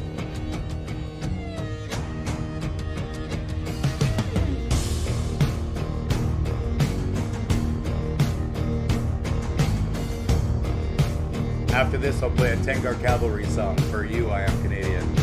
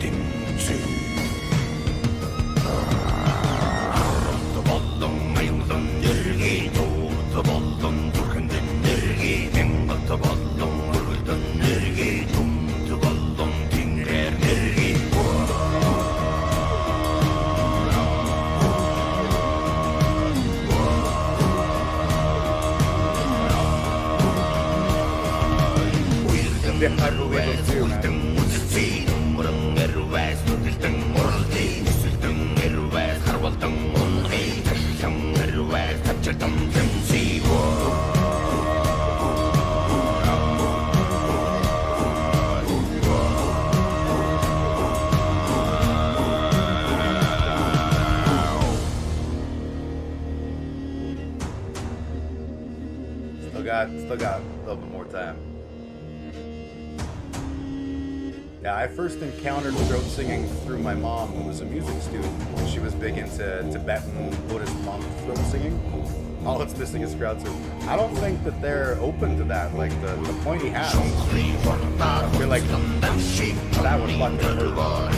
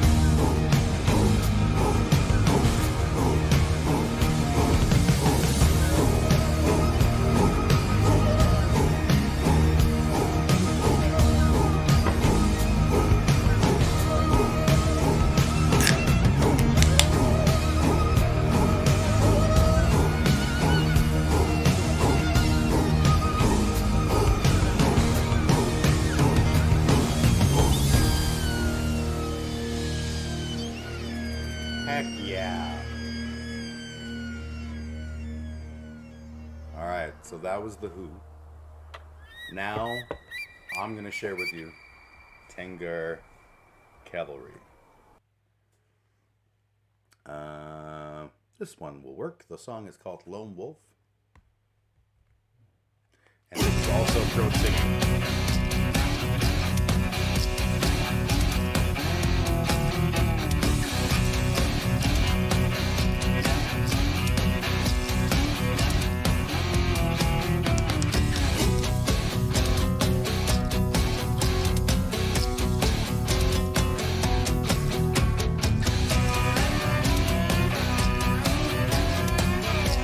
Lucky enough to be able to bartend. These guys played the venue I used to work at.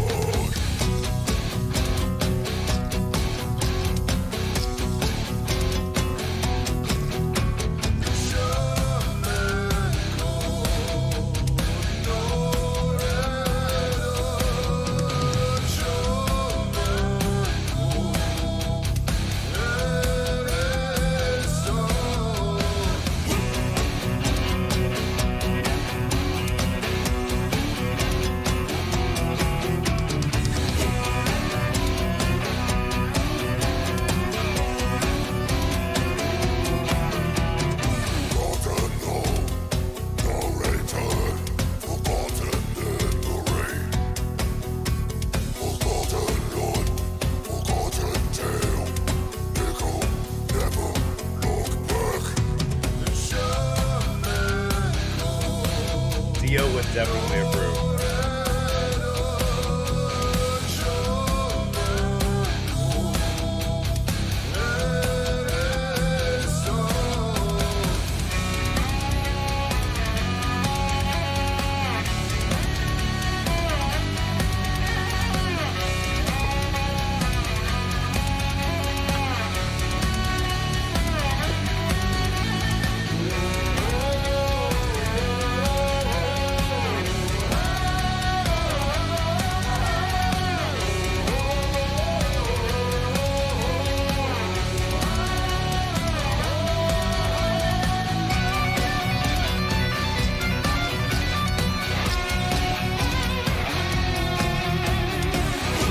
Play one more song after this before I call it.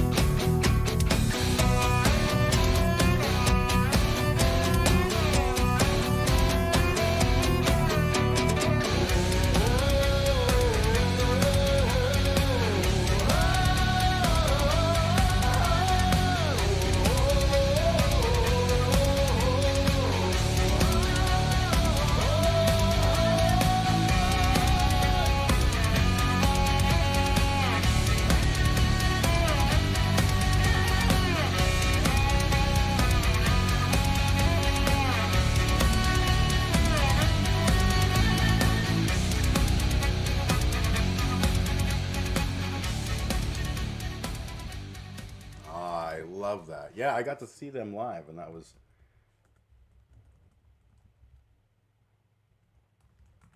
Alright, so this is the song I want to play, When All Is Dead and Gone. So this is a band from XXX, which is the reserve that's like, or one of the reserves that's in the immediate area of my hometown. And this song is about the missing and murdered Indigenous women. I also think it's interesting that there's some kind of honky filter that says that because I'm a white guy, I would understand more that there's a white guy in the band, and so that's the one image they show in the clip. I'm pretty sure that isn't what they show other times, because the band is almost exclusively Indigenous. They're no longer together, but they're still making music.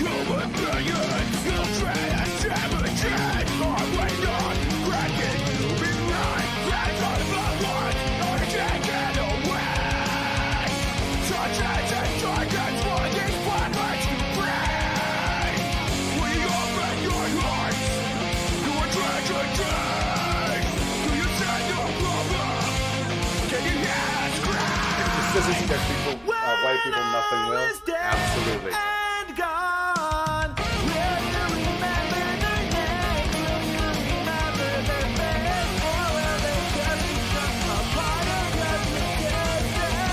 Another broken home, another broken family. When all is dead and gone, I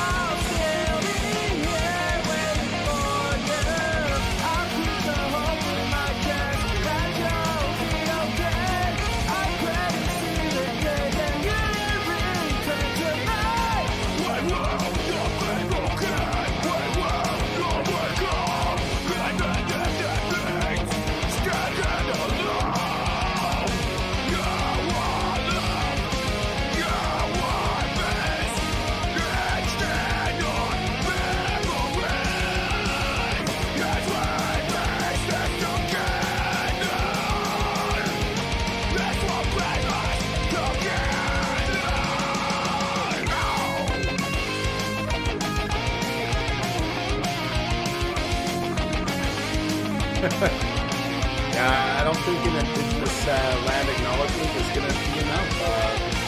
These are my fucking friends, and they deserve a hell of a lot more than that, but yeah.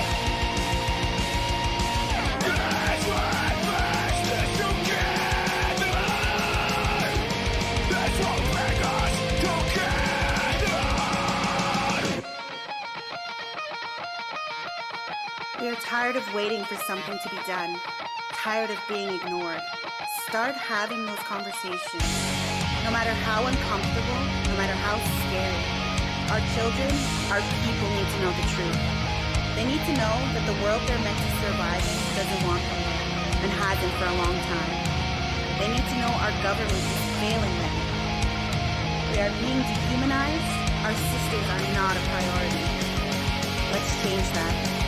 Make the decision to stand up, to heal. Start looking out for our sisters, our children. Let's face this together. Together we are strong. Together we are powerful. We are hurting inside from the traumas we face. We're all trying to find that connection. Connect to love, to spirituality. Be the example and start your healing. Show our sisters they matter. Let's end that statistic. We deserve peace. Our brothers and sisters, our mothers and fathers deserve peace. So I intentionally, That's a question. left my sunglasses on because it may not be cool, but I kind of always get choked up by that video. And you didn't know because of sunglasses. I think that is probably one of the greatest videos I have seen in a long time. And I'm fiercely proud of my friends for making it.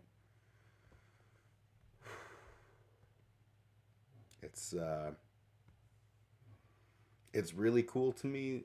Siksika has some incredible musicianship. Actually, all over Alberta. And if we want to talk just indigenous musicians, like Siksika has a huge amount of local music. Morley has a huge amount of local music. Bands like Soggy Moccasins and Death God from Morley. Siksika's got, Once Upon a Time, Abortion Grenade was the band that first introduced me to Siksika music. Terrible name, I know, but phenomenal death metal band. And then No More Moments, which is a hardcore punk band, and it shares some of the members with the band we just watched, After the Prophet. So there's No More Moments. Our Old Ways became After the Prophet. After the Prophet has since broken up, but the members are in bands like Iron Tusk, Before I Fall. There's more. And there's just so much amazing music out there, but coming from indigenous creators and stuff. But that video, that especially the end where the woman's voice comes in, just always gets me right in the feels, because it's just so honest and genuine, and says things that I as a honky have to understand and have to be like, yep. So yeah, toxic masculinity aside, I can show my emotions. Oh, I know I can. I didn't really leave my glasses on for that purpose, but they were on, and I was like, this works.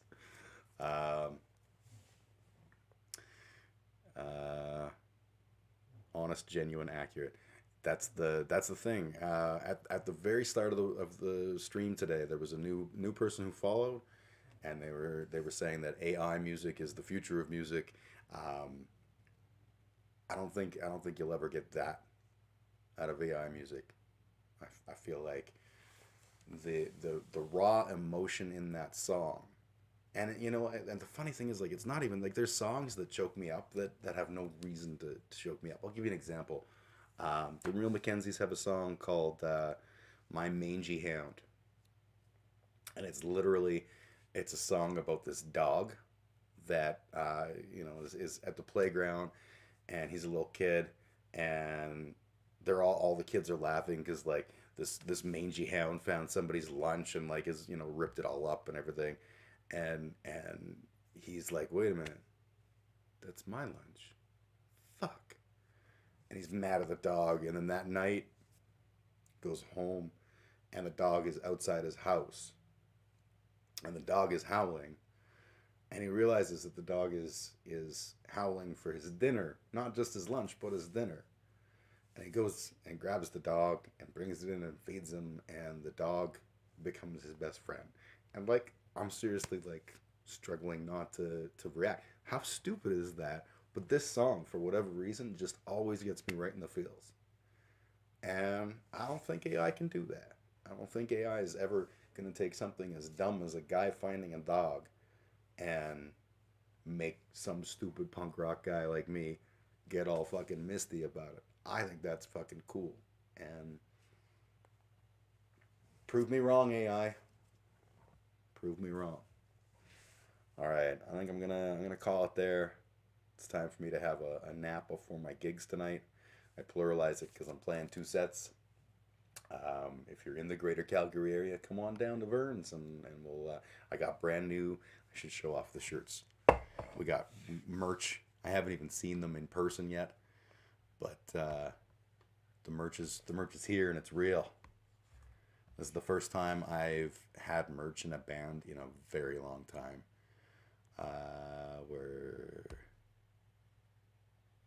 Come on, click to the thing, and we're loading. Fuck, Facebook, do your fucking job.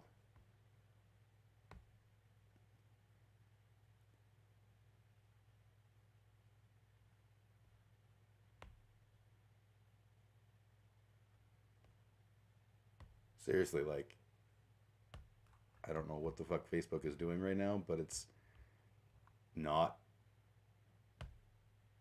doing what it should. Okay. Here we go. Found it. Okay. Let me cut over here. And, oh, for fuck's sake.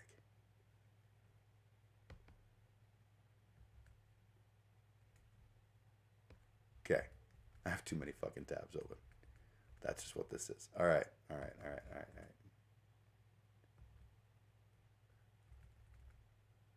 Where's my thing? Okay, here we go. I can actually see what I'm talking about now. This is the Bodies of Everest t-shirt, or it's long sleeve shirt. They come only in the color gold. And I'm super stoked that we have shirts. That's the other shot of it. Look at those long ass sleeves. Look at that golden color. The Bodies of Everest, population 305. What does that mean? Well, I can tell you. There are 305 dead bodies on Everest. And the joke in the band, it came from a motivational poster that the drummer Reno saw, and that poster said, remember, every single body on Everest was once a highly motivated person. Love that. Take care. I am Canadian. I'm glad you were able to come out and hang out, and hopefully everyone that watched the stream, assuming that you're not robots, hope you enjoyed. If you did enjoy and you're one of the people that watched, maybe give me a follow, or if it's YouTube, you can like subscribe or whatever. And either way, I appreciate all of you for hanging out, and hopefully you're all real people, because I can never tell, because it always says I have these names and they don't interact at all, and it's like maybe that's a bot, maybe it's just some thing I don't understand. So I'm old, I'm broken, I don't know technology. Gen X life, baby. You guys have a good day. Hopefully